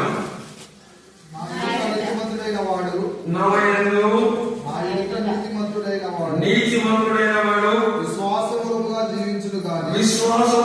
జీవించును గాని అతను వెనుకకు తీసి వెనుకకు నడిచిన ఎడల అతని యందు నా ఆత్మకు సంతోషం ఉండదు. అందరూ వింటున్నారట. మన అంశం ఏంటి? మన ప్రభు యేసు ఏం కలిగించారు? లేకపోతే మనం ఏదో పాస్ పేరుగా ఉండేదో. మారు మనసు పొందితే నీకు సంతోషం కలుగుతుంది. పరలోక రాజ్యంలో ఏం కలుగుతుందట? ఎక్కువ సంతోషం. రెండవది, మారు మనసు పొందిన వ్యక్తి వెనుకకు పడితే జారిపోతే మళ్ళా లోకంలోకి వస్తే మళ్ళా పాపంలో పడిపోతే విడిచి వచ్చిన పాత బ్రతుకు మళ్ళా వాడు వెళ్ళిపోతే ఎవరని చెప్పండి? ఆత్మకు ఏముండదని చెప్పండి? సంతోషం ఉండదు. రెండు అంశాలు ఉన్నాయి. నువ్వు రక్షించబడితే, నీ పాపం క్షమించబడితే నువ్వు సంతోషంగా ఉంటావు, పరలోకంలో సంతోషం కలిగిస్తావు. రెండవది, మారు మనసు పొందిన వ్యక్తి తిరిగి లోకంలోకి వెళ్ళిపోతే, తిరిగి పాపంలో పడిపోతే, బురద దొరికా, బురద కడుక్కున్నావు, మళ్ళా బురద దొక్కకూడదు. నువ్వు పాపం చేశావు, పశ్చాత్తాపడ్డావు, రక్షించబడ్డావు, నీ హృదయంలో శాంతి సత్తు నెమ్మది కలిగింది. అలాంటి వ్యక్తి ఎట్టి పరిస్థితుల్లో కూడా వెనుకకు వెళ్ళిపోకూడదు, లోకానికి వెళ్ళిపోకూడదు. బైబిల్లో కారణంగా లోతు గారి భార్య వినాలా? పేరెట్టి పేరు లేదు, లోతు భార్య. కొంతమంది బైబిల్లో పేర్లు పెట్టాలి దేవుడు ఎందుకో. యోగు గారి భార్య ఉంది కానీ పేరు లేదు. లోతు అతను పేరు లేదు కానీ లోతు భార్య అన్నాం. నోవు భార్యకి పేరు లేదు. కొంతమందికి పేరు నిజమేది మళ్ళా. సరే, బైబిల్ విషయం ఏంటంటే ఇప్పుడు లోతు భార్య ఉంది. కొంత దూరం లోతుతో కలిసి ప్రయాణం చేసింది. తన ప్రభు చెప్పమ్మ వెలికి తిరిగి చూడడం తల్లి అని చెప్పినాడు. సొదొమ గొమొర్రా కాలిపోతుంది, అగ్ని గంధకాలు దేవుడు కురిపిస్తున్నాడు. పాప లోతుతో కొంత దూరం కలిసి నడిచింది. కొంచెం అనమే కదా, నా ఇంట్లో కోళ్ళు ఎట్టున్నాయి, ముక్కలు ఎట్టున్నాయో, ఇంట్లో వరిగడ్డి ఏముందో, వెలుగుళ్ళు షాపులు ఎలా ఉన్నాయి, రిజర్వాయర్ రాగి సైడ్ ఎలా ఉందో ఆశపడి ఒక్కసారి వెనుక తిరిగిందట. ఎవరు చెప్పండి? ఏమైనా వెలికి తిరిగి ఉప్పు స్తంభమైంది. ఇంకా నేను చూశాను, సొదొమ గొమొర్రా అప్పుకి వెళ్ళండి, ఇజ్రాయెల్ దేశం వెళ్ళి లోతు భార్య ఉప్పు స్తంభం, పెద్ద స్తంభం అంటే మనిషి ఎంత ఉంటది, ఆ స్తంభంలో ఆమె ఆకారం కనపడదు, ఇప్పటికి ఉంది. ఒకవేళ అలా కాకుండా ఉంటే లోతుతో వెళ్ళుండేది, ఆ ఊరు వెళ్ళేది, పిల్లలు పాపం చేయకుండా ఉండేవాళ్ళు, తన బ్రతుకు వేరైపోయేది. కొంత దూరం లోతుతో కలిసి నడిచింది. వెనుకున్న వాటిని తిరిగి ఆశించి వెనుదిరిగి విడిచి వచ్చిన వాటిని ఆశపడి వెనుక తిరిగి చూసింది. అక్కడ ఏమయ్యాడు? ఉప్పు స్తంభం. అలాగే రక్షించబడిన నీవు నేను చూడండి, అతడు వెనుకకు తీసిన ఆత్మకు ఈ మధ్యాహ్నం సహోదరుడా, నువ్వు రక్షించబడిన దేవునికి వదల. రక్షణ పొందిన నీవు లోకంలో ఎదురు సైతాన్ని వెంబడిస్తూ ఉంటుంది. శరీరాశ, నేత్రాశ, జీవపడమ్మ, ఇలాంటి వాటికి నువ్వు లోనాయి. తిరిగి ప్రభువును విడిచిపెట్టి తిరిగి నువ్వు లోకంలో వెళ్ళిపోతే నిన్ను గురించి ప్రభువు దుఃఖించేవాడుగా ఉన్నాడు. అలాంటి వ్యక్తి నీవైతే ఈ మధ్యాహ్న సమయంలో ప్రభువా నేను జారిపోయాను, నేను పడిపోయాను, నీకు దుఃఖం కలిగించాను, నన్ను మరలా కడుగు తండ్రి. మా వేలుగోడు బయట సంఘం వార్షికోత్సవం నిన్న నాతో మాట్లాడావు, నేను పడిపోయాను తండ్రి. తప్పిపోయిన కుమారుడు తండ్రి దగ్గర బ్రహ్మాండంగా ఉన్నాడు, బ్రహ్మాండంగా ఉన్నాడు. వాడు తన ముందు కుమారుడు నా తండ్రి ఇంటిలో ఎంతో మంది కూలి వాళ్ళు అన్నం సమృద్ధిగా ఉంది అంటే ఎంతో మంది కూలి వాళ్ళు అంటే అంత గొప్ప ఐశ్వర్యవంతులు, అంతమంది కూలి వాళ్ళు, అంతమంది కూలి వాళ్ళు అంటే అని భవనాలు, అని భూములు, అని పొలాలు, అని పశువులు, అంతమంది రాజుగారి కుటుంబం లాంటి వాడు. దూరదేశం వెళ్ళాడు, ఆఖరకు ఉద్యోగం పోయింది. గొప్ప ఉద్యోగం, ఏం ఉద్యోగం చెప్పడమా? పందులు లాంటి ఉద్యోగం. పందులు తిన బీరకాయల కోసం వెళ్ళాడు, కీరకాయలు వెళ్ళాడు. పందులు అన్నాయి వీటిలో కొత్త రకం మంది మన మనకు వచ్చిందని అలా తలతో తన్నినట్టుగా ఉన్నాయి. బుద్ధి కలిగి పశ్చాత్తాపడి నడుచుకుంటూ వచ్చి నాన్న దగ్గర కాళ్ళ మీద పడి క్షమాపణ అడిగాడు. అన్నాడు తండ్రి, తప్పిపోయిన తిరిగి నా దగ్గరికి వచ్చాడు, తప్పిపోయి మరలా నొలిగాడు. ఈ మధ్యాహ్నం నువ్వు రక్షించబడి వెనుకొందు జారిపోతే రా ప్రభు దగ్గరికి మాకు ప్రభు నన్ను క్షమించాయి, పడిపోయాడు, జారిపోయాను, తప్పిపోయిన కుమార్తె నీ దగ్గరకు వస్తున్నా, నన్ను త్రోసివేయక తృణీకరించగా నన్ను కరుణించి తిరిగి చేర్చుకోమంటే ప్రభు క్షమిస్తాడు, చేర్చుకుంటాడు. తప్పిపోయిన వ్యక్తిని తిరిగి నువ్వు బ్రతుకుతావు. నీ హృదయంలో గొప్ప ఆనందం ప్రభు ఇచ్చేవాడుగా ఉంటాడు. సో మొదటిది మారు మనసు పొందితే నీవు సంతోషంగా ప్రభు సంతోషం కలిగిస్తావు. రెండవది మారు మనసు పొంది నువ్వు వెనుకకు సరిపోతే నీవు దుఃఖపడతావు, పల్లవు తండ్రికి దుఃఖం కలిగిస్తావు. అలాంటి వ్యక్తి నీవు ప్రభువు తిరిగి దుఃఖం సంతోషం, దుఃఖం తీసివేసి సంతోషం కలిగించాలంటే నా పశ్చాత్తాపం. మూడవది ఇక్కడే రండి, ఎగస్కేలు గ్రంథం, ఎగస్కేలు గ్రంథం రండి చదువుతున్నా. ఎగస్కేలు గ్రంథం 18వ అధ్యాయం 23వ వచనం, 18-23వ వచనం. దుష్టులు మరణముందుట చేత దుష్టులు మరణముందుట చేత నాకేమాత్రమైన సంతోషము కలుగునా, నాకు ఏమాత్రం సంతోషం కలుగునా, వారు తమ ప్రవర్తనను దిద్దుకొని బ్రతుకుటయే నాకు సంతోషం. మళ్ళా చదువుతాడు. వారు తమ ప్రవర్తనను దిద్దుకొని దుష్టులు, ఫస్ట్ 23 చదువు. దుష్టులు మరణముందుట చేత అంటే దుష్టులు మరణముందుట చేత నాకేమాత్రమైన సంతోషం కలుగునా. దుష్టులు అంటే ఎవరు చెప్పండి? పాపుడు, మారు మనసు పొందని వాడు. మారు మనసు పొందని వ్యక్తి మారు మనసు పొందకుండా మరణిస్తే వాడు నిత్య నరకానికి పోతాడు. లోపలే మారు మనసు పొందకుండా ఒక వ్యక్తి మరణిస్తే నిత్య నరకం, అగ్ని ఆరుడు, పురుగు సాగదు, అలాంటి గుణానికి వెళ్తాడు. బైబిల్ అన్నాడు, వేమోకి చెప్తుంది, పాపంలో ఉన్న వ్యక్తి రక్షించబడకుండా అలాగే చనిపోతే ప్రభు అన్నాడు, నాకు ఏమాత్రం సంతోషము కలగదు. వాడు మారు మనసు సంతోషం కలుగుతుంది. అంటే ఇక్కడ 3 విషయాలు ఉన్నాయి. మారు మనసు పొందకుండా ఉంటే ప్రభువులకు దుఃఖం కలిగిస్తావు. నంబర్ 2, మారు మనసు పొందితే ప్రభువులకు సంతోషం కలిగిస్తావు. మూడవది, మారు మనసు పొందిన తిరిగి పడిపోతే ప్రభువుకు చెప్పాడు ఏం కలిగిస్తావు? దుఃఖం కలిగిస్తావు. 3 విషయాలలో నీ యొక్క స్టేటస్ ఏంటి? మారు మనసు పొందకుండా ఉంటున్నావా? నంబర్ 2, మారు మనసు పొందిన వ్యక్తిగా ఉన్నావా? మూడవది, మారు మనసు పొంది పడిపోయిన వ్యక్తిగా ఉన్నావా? నీవే జడ్జిమెంట్. వాళ్ళ దగ్గర మనం చేయలేక ముందు పరీక్షించుకుందాం. నువ్వు మారు మనసు పొందిన వ్యక్తి అయితే ప్రభు సంతోషం కలిగిస్తావు. మారు మనసు పొందకుండా ఉంటే ప్రభు దుఃఖం కలిగిస్తావు. అలాంటి వ్యక్తి నువ్వైతే ప్రభు నాకు మారు మనసు కలిగించాయా, రక్షణ తెచ్చేయమని ప్రభువు పెట్టుకుంటే నీ పాపాలు క్షమిస్తాడు, ప్రభుని నూతన హృదయం ఇస్తాడు, నూతన ఆనందం ఇస్తాడు. ఒకవేళ లోకంలో తిరిగి పడిపోతే నా ప్రభు దగ్గర పశ్చాత్తాపడు, ప్రభు పాదాల మీద పడు, క్షమాపణడు, ప్రభు నిన్ను కడుగుతాడు, కోల్పోయిన సంతోషం తిరిగి ఇస్తాడు. తప్పిపోయిన కుమార్తెలే ప్రభును తిరిగి చేర్చుకుంటాడు, ఆనందం నీకు ఇస్తాడు, దేవుడిలో చేరగలుగుతావు. ఇది మొదటిది. సో ప్రభువులకు సంతోషం కలిగించే మొట్టమొదటి అంశం ఏంటంటే లోకంలో పాపిగా ఉన్న వ్యక్తి ఏం పొందాలి చెప్పండి? మారు మనసు పొందాలి. ఇదేదో నువ్వు మారు మనసు పొందిందో దాన్ని ఎవరైనా నేను ఎప్పుడైనా అనుకుంటాను కొన్ని సందర్భాలలో మారు మనసు పొందామని మన సంఘాలు చాలా సిగ్గుకరంగా ఉంటుంది. ఒకసారి నేను ఆత్మకూరు వెళ్తా ఉన్నా, విజయవాడలో ఒకసారి వెళ్తుంటే ఒకసారి సాయం ఉదయమే ఆత్మకూరు దాటినాక 2 అడుగులు వస్తూ ఉంటాయి. మా బస్సు పంచర్ అయింది ఆ దినాలు పంచర్ అయితే డ్రైవర్లో పంచర్ వేసుకోవాలి. మంచి అడవి ఆగిపోయిన పంచర్ అప్పుడు కండక్టర్లు ఉండేవాడు. ఇద్దరు పోరాడి అక్కడ ఉన్నారు. కొంచెం నేను అక్కడ బస్సు దిగానే దూరం నుంచి క్రైస్తవ పాటలు వినపడతా ఉన్నాయి రేడియో. ఇదేనా కానీ కొంచెం నడుచుకుంటూ వెళ్ళారు. అక్కడ 5 నిమిషాలు దూరం వెళ్తే చెంచోళ్ళు ఉన్నారు. అక్కడ ఇంటింట సువార్థికులు కొంతమంది ఉన్నారు. ఇంటింట సువార్థికులు వాళ్ళకి రేడియో ఇచ్చేవారు. రేడియో ఇచ్చి రేడియో వాక్యం చెప్తా ఉంటే మీరు వింటా ఉండేవారు. వాళ్ళన్నా మాట్లాడు సార్, మా ఊళ్ళో చాలా చెంచోళ్ళు ఉన్నారు, తిరుగుబోతులు తాగుబోతులు, ఎవరు మాట్లాడుతున్నారు, వచ్చి మా వాక్యం చెప్పని అన్నారు.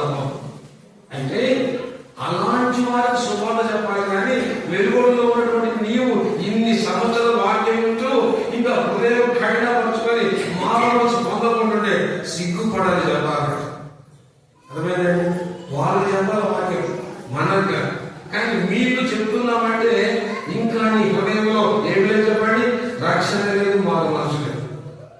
మధ్యాహ్నం మొట్టమొదటిది నువ్వు మారు మనసు పొందితే నీకు సంతోషం కలుగుతుంది, పరలో సంతోషం కలుగుతుంది. నీ ఇంటి వాళ్ళు బైబిల్లో ఉంది, చెప్పన సత్యం కానీ ఆనందం. రెండవది ప్రభువు సంతోషపరచాలంటే రెండవ మాట చదువుకున్నవాడండి. రెండవ మాట చదువుకున్నవాడండి. ప్రభువు సంతోషం కలిగించాలి. మొదటి సమూయేలు గ్రంథము 15వ అధ్యాయం. ప్రభువు సంతోషం కలిగించే రెండవ మాట మొదటి సమూయేలు గ్రంథము 15వ అధ్యాయము 22వ వచనం. అందులో చదువుకున్నాం 22 అందరం కలిసి. అందుకు సమూయేలు తాను సృష్టించిన ఆజ్ఞలను గ్రహించడం వలన యెహోవా సంతోషించినట్లు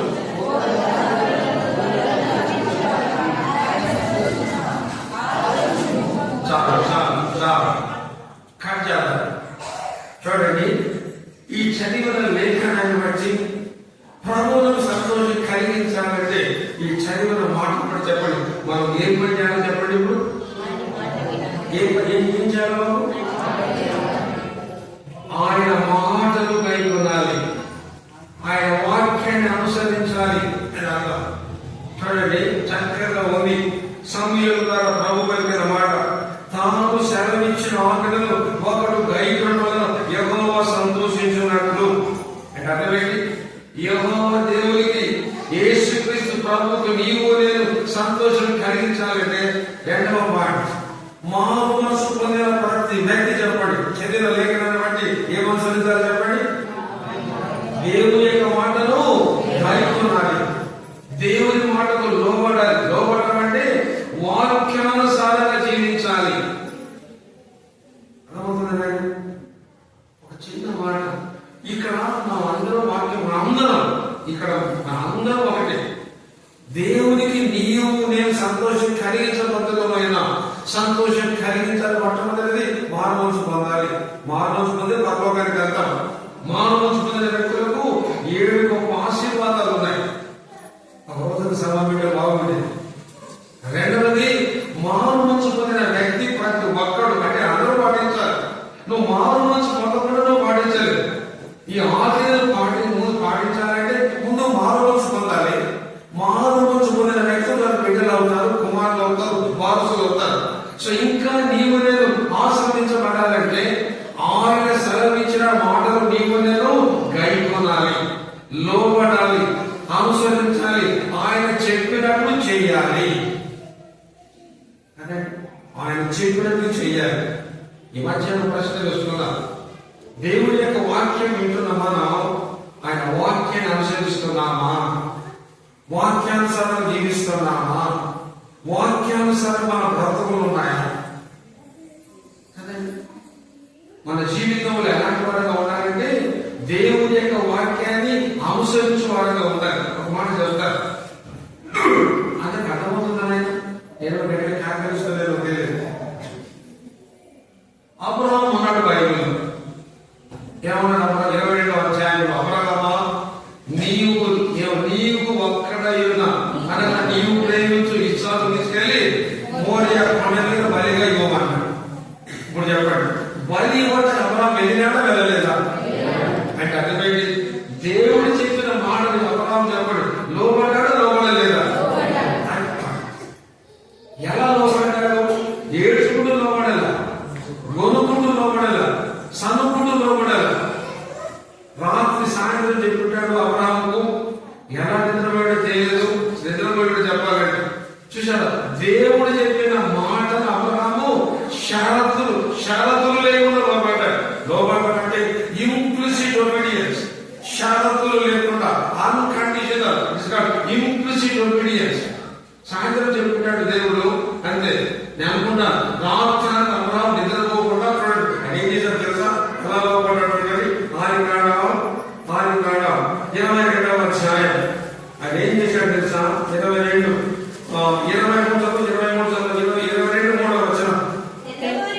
తెల్లవారినప్పుడు అబ్రహాము లేచి తన గాడిదకు గంధగట్టి ఇద్దరిని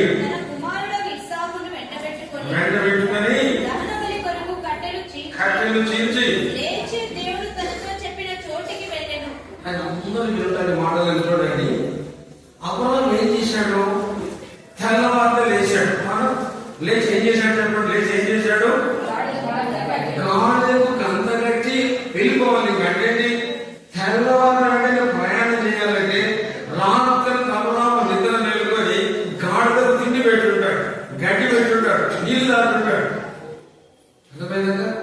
తెల్లవారితో ప్రయాణం చేయాలంటే రాత్రి రైతు చూడండి, పొద్దున అరగతున్నారంటే రాత్రంతా ఎద్దులకు తిండి పెడతాడు, మాట లేచి గడ్డి పెడతాడు, నీళ్లు తాగుతాడు. 2-3 సార్లు లేచి తిండి గడ్డి పెట్టి వాడు పండుకుంటాడు. పొద్దున లేచి ఆరగబెడితే ఎద్దులు బయలుదేరతాడు. తెల్లవారుతా లేచి గడ్డి పెట్టకూడదు. అంటే అబ్రహాం ఏం చేశాడు? ప్రభు యొక్క మాటను నెరవేర్చడానికి లోబడటానికి రాత్రులుగా మేలుకొని గాడిదను సిద్ధపరిచినాడు. రెండవది చూసారా? కట్టెలను చిగించినాడు. వాడు చెప్పాడు కట్టెలను. ఆయన పోయి అడిగిపోతున్నాడు. ఏదైనా మోరియా కొండ మీద కట్టెలు కాయలు ఉంటాయి. అక్కడే కట్టెలు దొరికి తేలుకోవచ్చు. కానీ అక్కడ కట్టెలు లేకపోతే ఏం చేయాలి? కానీ దేవుడు మనం చేయలేకపోతేనేమో అనుకొని ఇక్కడ నుంచి కట్టెలు చెప్పండి చీల కొట్టుకొని, ఇంకొక మాట చూడండి, కట్టెలను చీల కొట్టాడంట. ముసలోడు ఆయన బట్టలు తీసుకొని కట్టెలను చీల కొట్టాడు. అవునా? కట్టెలను చీల్చినాడు. ఆయనలో 10 మంది ఉన్నారు అక్కడ. ఎంతమంది పొందాలి చెప్పండి? 318 మంది. వాళ్ళు చెప్పవచ్చు, మరి బాబు కట్టెలు పేరుగా చీల కొట్టవచ్చు. అడుగుతూ ఎందుకంటే కట్టెలు చీల కొట్టమంటున్నాం చెప్పాలి. ఇస్తాను కాల్చారు. ఆయన అర్థమేంటి? బాబా శానాలు చెప్తారు. ఇలా దేవుడికి అప్పుడేంటి చాలా మంచి నీకే ప్రతిపోయింది, దేవుడికి నీవు లోపడతాను, నాకు తిందానులే, నీకు చెప్తాలే అని అడ్డు రావచ్చని ఎవరిని తెలియకుండా ఒక్కడే లేచి రాత్రి మరి ఎప్పుడు చేయబడ్డాడో తెలియదు. కట్టెలు అంటే తెల్లవారి లోపల ఈ పనులు అయిపోయింది. గాడు సిద్ధం చేసుకున్నాడు, అలాగే కట్టెలు చేయబడుతున్నాడు. అని అర్థం ఏంటంటే దేవునికి లోపడే విధానం అబ్రహాముకు తెలుసు, దేవునికి తెలుసు. 10 మందికి చెప్పడం లేదు. మన సంఘాలు ఏం చేస్తే తెలిసిన, మన సంఘాలు ఏమంటే నేను గొప్ప నీతివంతుని, నేను దేవునికి లోబడేవాడని అందరికీ మనం అపమానించుకుంటూ ఉంటాం. అది స్వనీతి కోరు.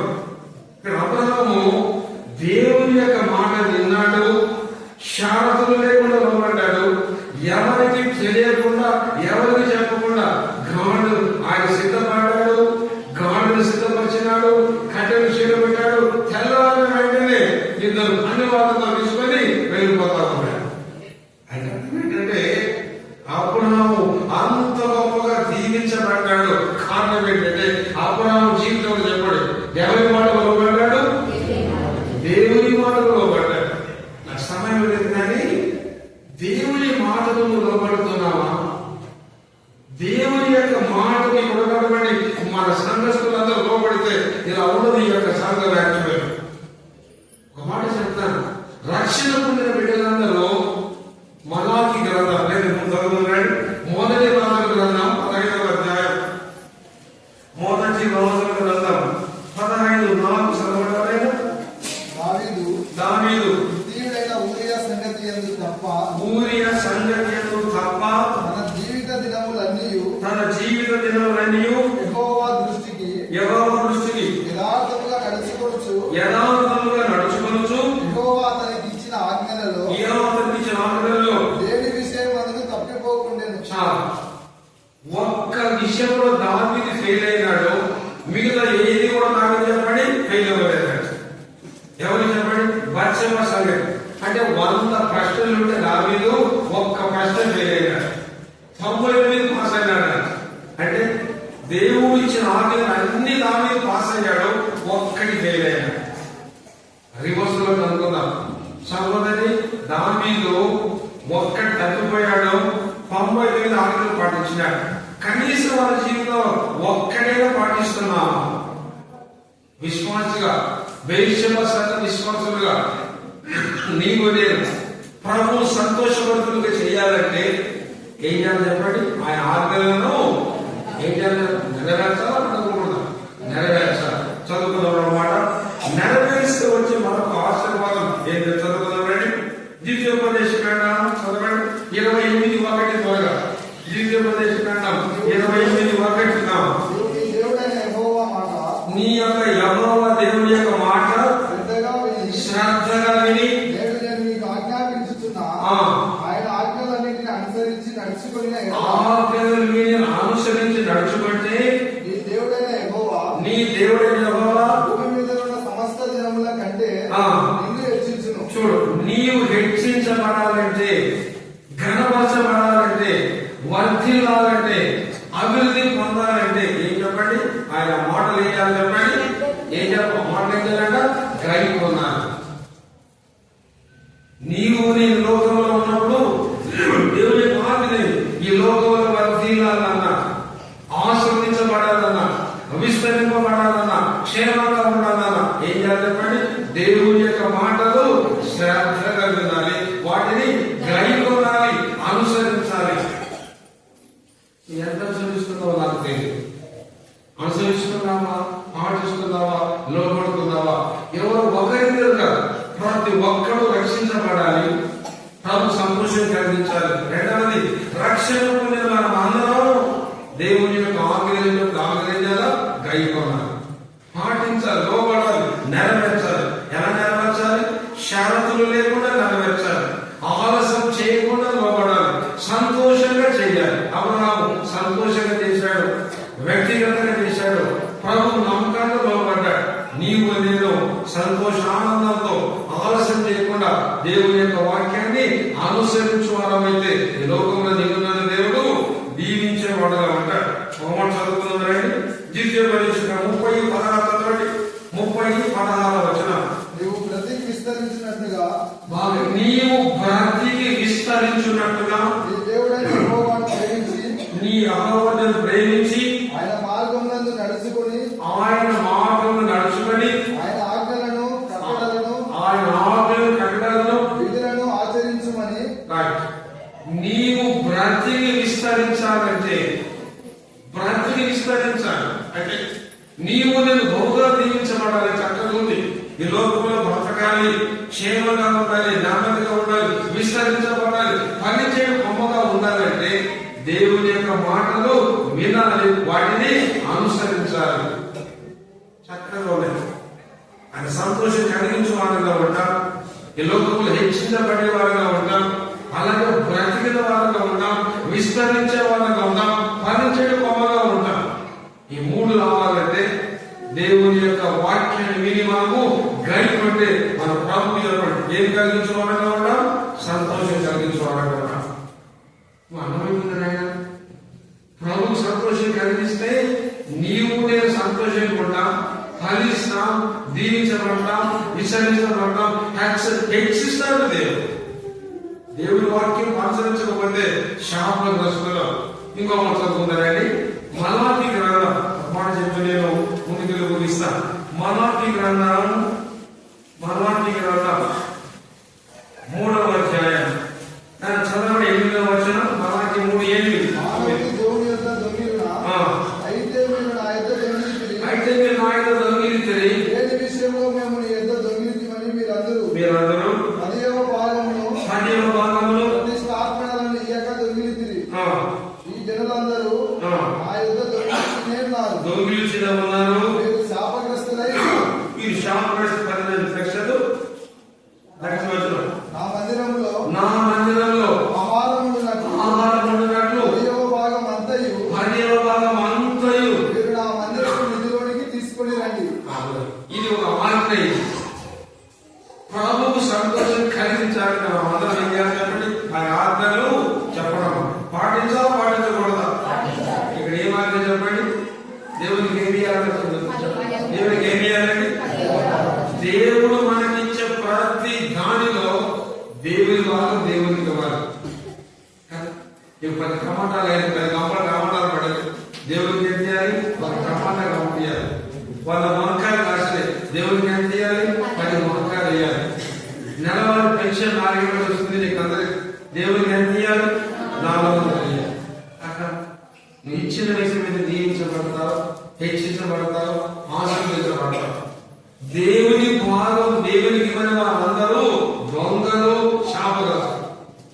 నేను అనుకున్నాను అక్కడ ఒక ఇనుప మంచం ఉంది, నేను గెస్ట్ రూమ్ లో. ఆ మంచం ఎప్పటి నుంచో చూస్తున్నాను, ఎప్పటి నుంచో గొప్ప మంచం. అనుకుంటానండి అలసిపోయి. మీరు అందరూ దేవుని భాగం దేవునికి ఇస్తే తమ్ముడికి చెప్పిన బాబులో తమ్ముడు ఈ మంచం కొనిపెట్టారు తమ్ముడా వస్తే పడుకోవడానికి కాదు. ఎంత దరిద్రం ఉందంటే, ఎందుకు దరిద్రం తెలిసిన మనందరూ దొంగలు అన్ని పాయింట్. ఎలా దొంగలు చెప్పండి? ఎలా దొంగలు? ఎలా దొంగలు? దేవునికి కూడా దొంగలమైపోతుంది. అది అంశం. ఈరోజు సరే విషయం, మందిరంలో సేవ జరగాలి, ప్రత్యేక కూడికలు జరగాలి, కొత్త ఆత్మలు రావాలి, చుట్టుపక్కల గ్రామాల వాక్యం ప్రకటించాలి, అనేకులు రావాలి, వాక్యం వినాలి, సేవ జరగాలంటే మందిరంలో కొంత డబ్బులు ఉండాలి.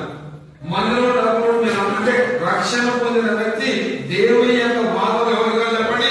దేవునికి ఇవ్వాలి. ఇవ్వకపోతే పని జరగదు, పరిచయం జరగదు, నువ్వు దొంగలుగా ఉంటావు, శాపగ్రస్తులుగా ఉంటావు, ఆశీర్వాదకరంగా ఉంటావు. అర్థమైందా? మరి ఎప్పుడైతే మాటలు చెప్తున్నా, సంవత్సరానికి ఒక 3 సందర్భాల్లో మార్చి నెల లోపల 3 ప్రత్యేక కూడికలు. ఎండాకాలం వస్తుంది, ఎప్పుడైతే సెలవులు ఉంటాయి, అప్పుడు ఎవరికి పండుగలు ఉండవు. 3 దినాలు ప్రత్యేక కూడికలు పెట్టుకోవాలి. మన అక్టోబర్ నెలలో 3 దినాలు, క్రిస్మస్ ముందు నవంబర్లో సంవత్సరానికి 4 సార్లు క్వార్టర్లీ, హాఫ్ఇయర్లీ, ఇయర్లీ పరీక్షలు పెట్టినట్టు ప్రత్యేక కూడికలు పెట్టాలి. ఇప్పుడు ఇంత మందిరం ఉంది, సంతోషం. ఈ మందిరంలో ఖాళీ కాకుండా ఆత్మలు నింపబడాలంటే ఆత్మలు సంపాదించాలి. ఆత్మలు సంపాదించాలంటే మనం ఖర్చు పెట్టి పని చేయాలి. ఎక్కడున్నాయి డబ్బులు? జేబులో, ఒక్కొక్క జేబులో 20,000 సెల్ ఫోన్లు ఉంటాయి, స్మార్ట్ ఫోన్లు. ఇప్పుడు చూస్తారు ₹2 బిల్లులు వేసేవారు ఉంటారు. దరిద్రులు అంటే దొంగలు, శాపగ్రస్తులు. నిజమే, ఒక్కొక్కరి జేబులో 20,000 సెల్ ఫోన్లు ఉంటాయి. నెలకు 2-3 వేలు ఉత్తరం మాట్లాడారు, కబుర్లు. ఏంటి వంకాయ కూర, సాంబార్ కూర, ఈ కబుర్లు ఖర్చు పెడతారు. కానీ దేవుడికి ఇవ్వడం ఏమో వెనకాడుతూ ఉంటారు. అంటే వాళ్ళందరూ ఎలాంటి వాళ్ళు చెప్పండి? దొంగలు, శాపగ్రస్తులు. ఎలా దొంగలు దీవించబడండి బాబు, దొంగలు దీవించబడు, శాపగ్రస్తులు దీవించబడ్డారు. అర్థమైందండి? ఒక మాట చెప్పనా, గుంటూరు జిల్లాలో కొన్ని ఊర్లు ఉన్నాయి. నేను పరిచయం వెళ్తా ఉంటే కొంతమంది నాకు వచ్చానా, మేము దొంగలమన్నా, ప్రార్థన చేసుకుంటామన్నా, దేవుడు కనికరించాడని అంటూ ఒక మాట ఉందా సమాజం అన్న దొంగతనం చేస్తామన్నా నెలైనా దేవుడికి అందరూ కూడా మేము దశభాగం ఇస్తామని చెప్పేవాళ్ళు. దొంగలు ఇస్తాం అంటే ఒక అమాయకుడు, మంచి అమాయకుడు. అన్న కాలు పట్టుకుంటామన్న ప్రార్థన అనేది నా కాలు పట్టుకోవద్దు, దేవుని పట్టుకో. దొంగలు ఇస్తున్నారు దేవునికి దశభాగం, కానీ నువ్వు ఇవ్వకుండా నువ్వు దొంగ బయట తెలియదు. అమాయకులు చాలా మంది మానసు పొందారు. నాకు అప్పుడు ఫోన్ చేస్తారు వల్ల ప్రార్థన చేయాలి మా కోసం. ఈరోజు చాలా మంది బ్రతుకు మార్చుకొని రిక్షా దొరుకుంటూ, ఆటో దొరుకుంటూ, ఏదో చిన్న కింది కొట్టు పెట్టుకుని బ్రతుకుతారు. సార్ విషయం ఏంటంటే, మానసు పొందిన వ్యక్తి మొట్టమొదటిగా చెప్పండి ఏం పండించాలి? దేవుని యొక్క వాక్యాన్ని అనుసరించి గైకుంటే దీవించబడ. ఈరోజు బెల్గోడ సంఘంలో 1000 మంది కూర్చోవచ్చండి బాబు. నేను ఎప్పటి నుంచో వస్తున్నాయి సంఘానికి, ఇంతమంది రావడం లేదంటే కారణం ఏంటంటే సువార్త పని జరగడం లేదు. సువార్త పని జరగాలంటే దేవునికి ఇవ్వడం నేర్చుకోవాలి. 3వ చెప్పి నేను ముగిస్తాను. ప్రభువులకు సంతోషం కలిగించే ఒక మాట. ఇంకా దేవుని వారు దేవునిలో కూడా దొంగగా ఉంటే ప్రభు దుఃఖం కలిగించే వ్యక్తి అవుతాం. ఆయన సంతోషం కలిగించాలంటే ప్రభావ ఇంతవరకు నీ మాటలు విన్నాను కానీ నేను పాటించలేకుండా పోయానయ్యా, నన్ను క్షమించు. ఈ దినం నుంచి నీ వాక్యాన్ని వింటాను, వాక్యానికి లోపడతాను, వాక్యానుసారంగా చేస్తాను, నీ ఆజ్ఞలు పాటిస్తానని తీర్మానం చేసుకో. దేవుడు నేను ఆశీర్వదిస్తాను. కానీ 3వది చదువుతున్నారని ఒక చక్కటి మాట హగ్గయి పత్రిక, 3వది హగ్గయి పత్రిక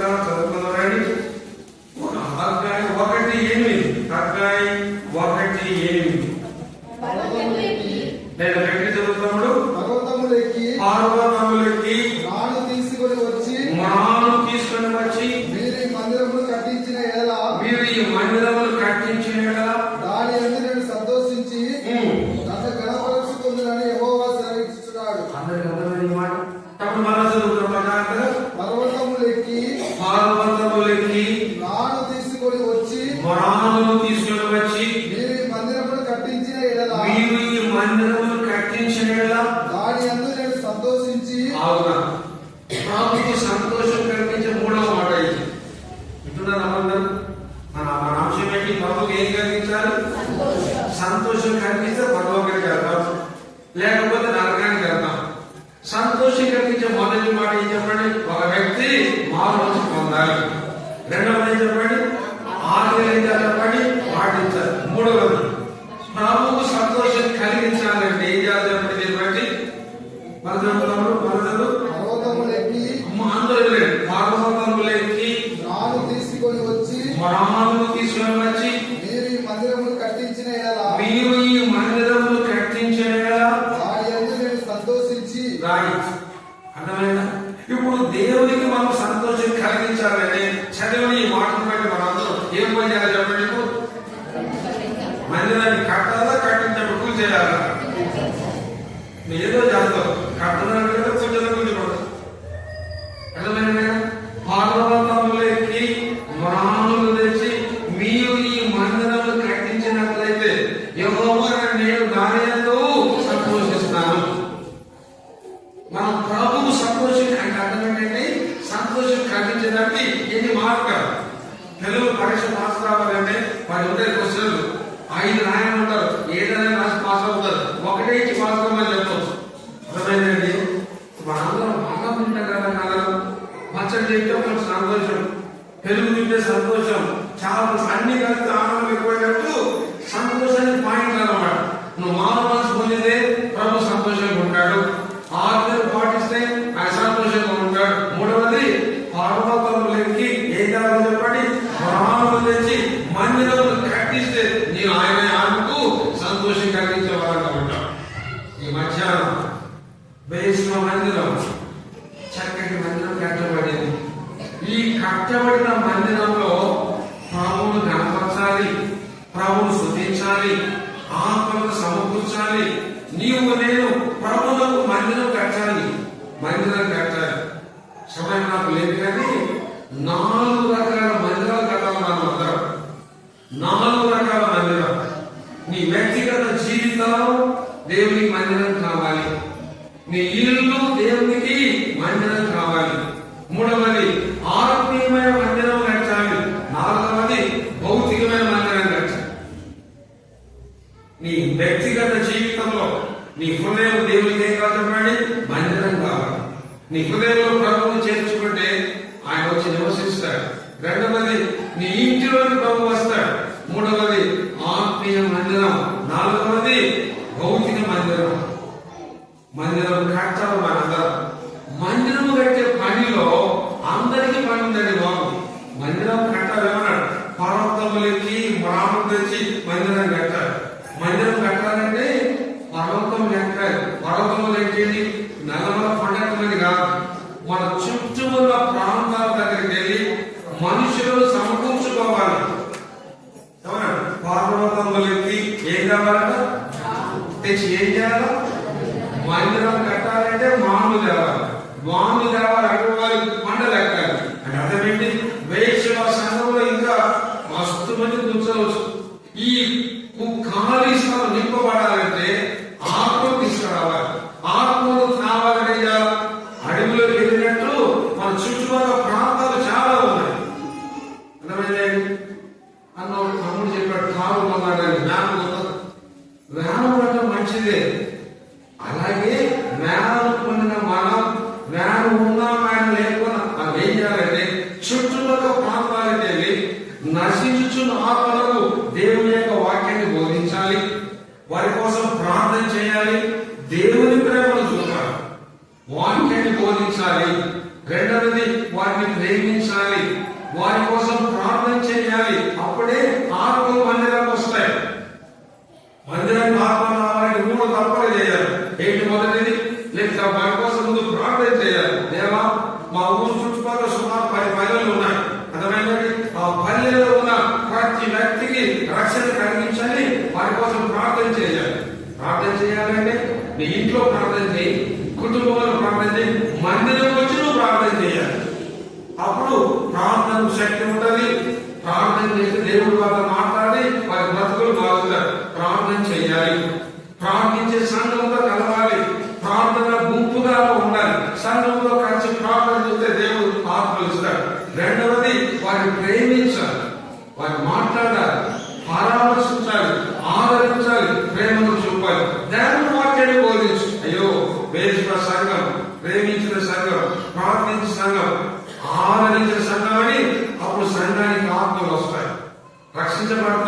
బాప్తిజం తీసుకుంటారు, సంఘంలో ఖాళీ లేకుండా నింపబడతారు. అందుకే పర్వతములు ఎక్కి అంటే ఎట్లమేంటి, పర్వతం లెక్కాలంటే కష్టపడాలి, శ్రమ పడాలి, సమర్పించుకోవాలి, సమయం ఖర్చు పెట్టాలంటే బాబు అడవిలో నుంచి మనం కట్టెలు రావాలంటే అడవికి వెళ్ళాలి, నడుచుకుంటూ వెళ్ళాలి, కత్తులు తీసుకెళ్ళాలి, నరకాలి అంటే సమయం ఖర్చు పెట్టాలి, బలం ఖర్చు పెట్టాలి, తెలివి ఖర్చు పెట్టాలి. ఇవన్నీ చేసి ఆత్మలు వస్తాయి. ఇక్కడ ఉండే అవసరాలు కాదు. లేదు అయ్యా నువ్వు వెళ్ళి శ్రమపడేట్టుగా మన ఆత్మలు సంపాదించే పని మందిరంలో ప్రతి ఒక్క వ్యక్తికి పని, ప్రతి ఒక్క వ్యక్తికి వాడు, ప్రతి ఒక్క వ్యక్తి చేయాలి. నీవున్న ఊరిలో, నీవున్న వీధిలో, నీవున్నటువంటి ఆఫీసులో, లేదా నువ్వు ఉన్నటువంటి గ్రామంలో ఆత్మలు సంపాదించే సంపాదకులుగా నీవు నేను ఉంటాను. పర్వతములెక్కి మనను తేవాలి, కష్టపడాలి, ప్రయాసపడాలి, సమయం ఖర్చు పెట్టాలి, బలం ఖర్చు పెట్టాలి, మన డబ్బులు ఖర్చు పెట్టుకోవాలి. వ్యక్తిగతంగా, సంఘంగా, కుటుంబంగా ఆత్మలను సంపాదించే సంపాదకులు కాబట్టి అన్నాడు. పర్వతములకి ప్రాణులు తెచ్చి మీరు మందిరం కడితే నేను దానితో సంతోషిస్తాను. అర్థమైందా? ఈ గ్రామంలో దేవుడికి గొప్ప మందిరం ఇచ్చినాడు. ప్రార్థన చేయండి, ప్రార్థించే సంఘంగా ఉన్నాడు, ప్రార్థించే వ్యక్తులుగా ఉన్నాడు. దేవుడి సేవకులతో లేదా బాధ్యులతో ప్రార్థించే వ్యక్తులతో కలిసి దేవా మా వైద్య సంఘంలో చాలా ఖాళీ ఉంది, ఇది నింపబడాలంటే ఆత్మలు రావాలి, కన్నీరు కార్చండి, ప్రార్థన చేయండి అన్నా. వెళ్ళదండి వాళ్ళ పక్క గ్రామానికి, మరొక గ్రామానికి వెళ్దాం. వారం ప్రోగ్రాం చూసుకోండి. ఈ రోజు ఈ వారం, ఈ వారం ఈ ఊరు, మరొకరు రావులు, ఇలా గ్రామాలు తిరిగి సువార్తను ప్రకటించి, ప్రేమించి, ఆదరించి వారి కోసం మందిరంలో కన్నీటితో ప్రార్థన చేస్తే ఆత్మలు సమకూరుస్తాయి. ఆత్మలు తీసుకొచ్చి మందిరం కట్టినాడు. యెహోవా దేవుడు దానితో సంతోషించబడ్డాడు. సహోదరి, 3 విషయాలు మనం చూసుకున్నాం. మనం ప్రభు సంతోషం కలిగించాలంటే ఏం చేయాలి చెప్పండి. మొదటి మాట ఏం చెప్పండి? మారు మనసు పొందాలి. రెండవ పాయింట్ ఏం చెప్పండి? ఆజ్ఞలను పాటించాలి. మూడవది ఏం చెప్పండి? మందిరాన్ని కట్టాలి, మందిరం కట్టాలి.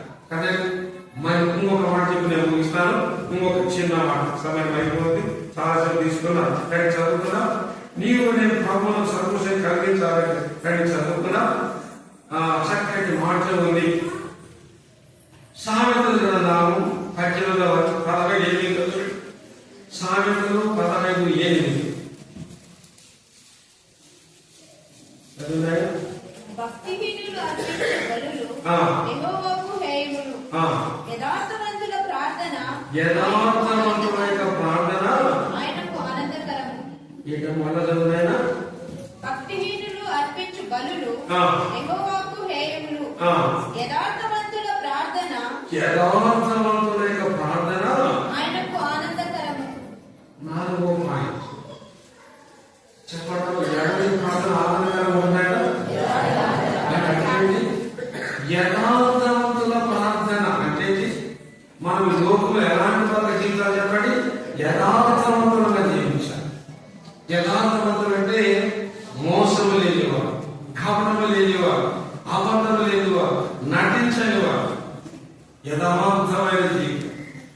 మన రక్షణ యథార్థంగా ఉండాలి, మన ప్రేమ యథార్థంగా ఉండాలి, మన ఆరాధన, మన భక్తి యథార్థంగా ఉండాలి. అంటే ప్రభు దగ్గర నటించకుండా, వేషధారణం కాకుండా, మోసధారణం కాకుండా, అబద్ధికులు కాకుండా యథార్థమైన జీవితం జీవిస్తుంటే అలాంటి వారు చేసే ప్రార్థన యెహోవాకు ఆనందం. అయ్యో ఈ సహోదరి సుఖని ప్రార్థించాడు, ప్రభువా పాపనైనాను దర్శించాడు. దావీదు యథార్థముగా ఉంది, మోషే యథార్థముగా ఉంది. మన బ్రతుకులో ప్రభు సన్నిధిలో యథార్థంగా ఉన్నాం. తలలో మంచిని ప్రార్థన చేసుకున్నాం. వాళ్ళలో చేయవేయ ముందు తలలో మంచి కళ్ళు మూసుకోవడం. ఒకసారి ఈ మధ్యాహ్నకాల సమయంలో ఎవరో చెప్పాలని సమయం మనకు లేదు. ప్రార్థన చేద్దాం. దేవుడు ఇచ్చిన భాగాన్ని బట్టి దైవచిత్తమైతే బయట సంఘం గొప్ప ఘనమైన సంఘంగా ఉండాలి, గొప్ప నిధిగా ఉండాలి. వెనక కొన్ని రూమ్స్ కట్టుకున్నారు, త్వరగా కంప్లీట్ చేయబడాలి. గెస్ట్ హౌస్, చక్కటి మంచం, చక్కటి మాత్రం, చక్కటి వసతులు, అలాగే ప్రత్యేక కూడికలు, సువార్త కూడికలు, దూర ప్రాంతాల వారు వస్తే వాళ్ళకి అన్నం పెట్టడానికి నిధి, మందిరంలో ఎప్పుడు కొరత ఉండకూడదు. దేవుని ఇంట్లో అప్పుల పాలు కాకూడదు. దేవుని ఇంట్లో కొరత ఉండకూడదు. సంపూర్ణైన ఆహారం, సంపూర్ణమైనటువంటి సమస్తం ఉండాలంటే, మీరు దేవుని సేవ జరగాలంటే, ఆత్మ రక్షించబడాలంటే వాక్యానికి లోబడతాం, వాక్యాన్ని అనుసరిద్దాం, వాక్యానుసారంగా జీవిద్దాం. సహోదరి బలం చేయలేక ఉందో అనగా నా కోసం ప్రార్థన చేయండి. నా బ్రతుకు మూలంగా దుఃఖం కలిగించిన వ్యక్తిగా ఉన్నా దేవుడు నాతో మాట్లాడాడు. నేను ఈ దినం నుంచి ఈ సంవత్సరం మొదటి ఆదివార దినంలో నా ప్రభువుకు నేను రెండవ ఆదివార దినం నా ప్రభువుకు దుఃఖం కలిగించను. ఇంతకాలం దుఃఖం కలిగించి నష్టపోయాను. నా ప్రభువుకు నేను సంతోషం కలిగించు వాడగా ఉంటాను. యథార్థవంతునిగా ఉంటాను. మనసు పొందిన వ్యక్తిగా ఉంటారు. ఆజ్ఞలు అనుసరించు వారిగా ఉంటారు. అలాగే మందిరానికి ఆత్మలు సంపాదించే వ్యక్తిగా ఉంటారు. నా కోసం ప్రార్థన చేయగలగా అని ప్రార్థన సహాయం కోరి తీర్మానించుకున్నవారు ఎవరైనా ఉంటే తన నుంచి కాదు మూసుకొని ఒక్క క్షణం నువ్వు చెయ్యి చూపితే నీ కోసం ప్రార్థన చేస్తాను. ఎవరైనా ఉన్నారా? నా బ్రతుకులో నేను ప్రభుకు ఇంత దుఃఖం కలిగించాను, ఇంకా దుఃఖం కలిగించి ఇష్టపడటం లేదు. నా ప్రభువుకు నేను సంతోషం కలిగిస్తాను, తీర్మానం చేసుకుంటాను. ప్రభు నాకు సంతోషం కలిగించు అని తీర్మానించుకొని ప్రార్థన సహాయం కోరేవారు ఎవరైనా ఉంటే అటు ఎవరు చూడకండి. ప్రభు సంతోషం కలిగించి వాడబోయింది. ప్రభు సంతోషం కలిగించి వాడ ఉండాలంటే ఎవరైనా సరే అనగారు నా హృదయాన్ని ప్రవర్తిస్తున్నాను, నేను ప్రభు సంతోషం కలిగించి వాడనే ఉంటాను. నా కోసం ప్రార్థన చేయలే ఎవరైనా తీర్మానించుకొని ప్రార్థన సహాయం కోరితే కళ్ళు మంచి కళ్ళు మూసుకొని ఒక్క క్షణం నీ చెయ్యి చూపితే నీ కోసం ప్రార్థన చేస్తాను. ఎవరైనా ఉన్నారు? సహోదరి అటు ఎవరు చూడకండి. సహోదరి ప్రభు నేను దీవించుడుగా, సహోదరి దేవుడిని స్థిరపరిచి ఆశీర్వదించుడుగా, నీ సంతోషం పరిపూర్ణం చేయుడుగా. సహోదరి నేను దేవుడు దీవించుడుగా. ఎవరైనా ఉన్నారా? సిగ్గుపడుతున్నావు సహోదరుడు, దేవుడు నీ సంతోషం పరిపూర్ణం చేయుడుగా, ప్రభు నేను ఆనందించుడుగా. ఇంకెవరైనా ఉన్నారా? సహోదరి ఇంతకాలం ప్రభు దుఃఖపరిచావు, ఈ దినం నుంచి ప్రభు నిన్ను సంతోషపరుస్తాడు, ఆయన సంతోషంగా ఉంటావు. సహోదరి ఇంకెవరైనా గాడ్ బ్లెస్ యు. చివరిసారి ఎవరైనా ఉన్నారా? ప్రభు సంతోషం కలిగిస్తే పరలోకంలో ఉంటావు, పరమఖండంలో ఉంటావు. చేతులు దించి ప్రభు మీ తీర్మానాన్ని స్థిరపరిచి మీ ఆనందాన్ని పరిపూర్ణం చేయనట్టు ప్రార్థన చేసుకున్నాం అనగా ప్రార్థన చేసి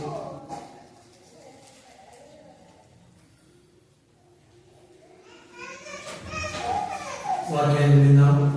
మొదటిగా దేవుడికి అర్పించుకున్నాం. ప్రేమగల తండ్రి, దైవ దేవ, ఈ రాష్ట్రం ద్వారా మాతో మాట్లాడుతూ వచ్చారు. అందరూ తీసుకోవడానికి చెల్లిస్తున్నాం.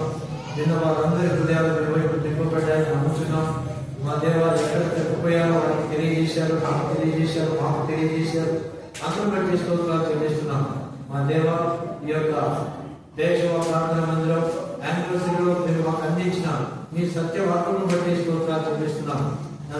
మమ్మల్ని మేము సరి చేసుకుని ఏకమైన రీతిలో మీ పనులు చేయవేయటకు మాకు కృపను గ్రహించమని మౌనంగా ప్రార్థనలు కొనసాగుతుండగా మీరే మాతో మాట్లాడి నన్ను మమ్మల్ని ఒప్పించమని, భవిష్యత్తులో నీకు సాక్షులుగా మమ్మల్ని స్థిరపరచమని, మిమ్మల్ని ఎల్లప్పుడూ సంతోషపెట్టే వ్యక్తిగా, కుటుంబంగా మేము మా కుటుంబాలు వెలుగొందినట్లు కృప చూపించమని మా ప్రభురక్షకుడైన యేసుక్రీస్తు వారి ఉన్నతమైన నామములో ప్రార్థించి స్తుతించి అడిగి వేడుకుంటున్నాం తండ్రి.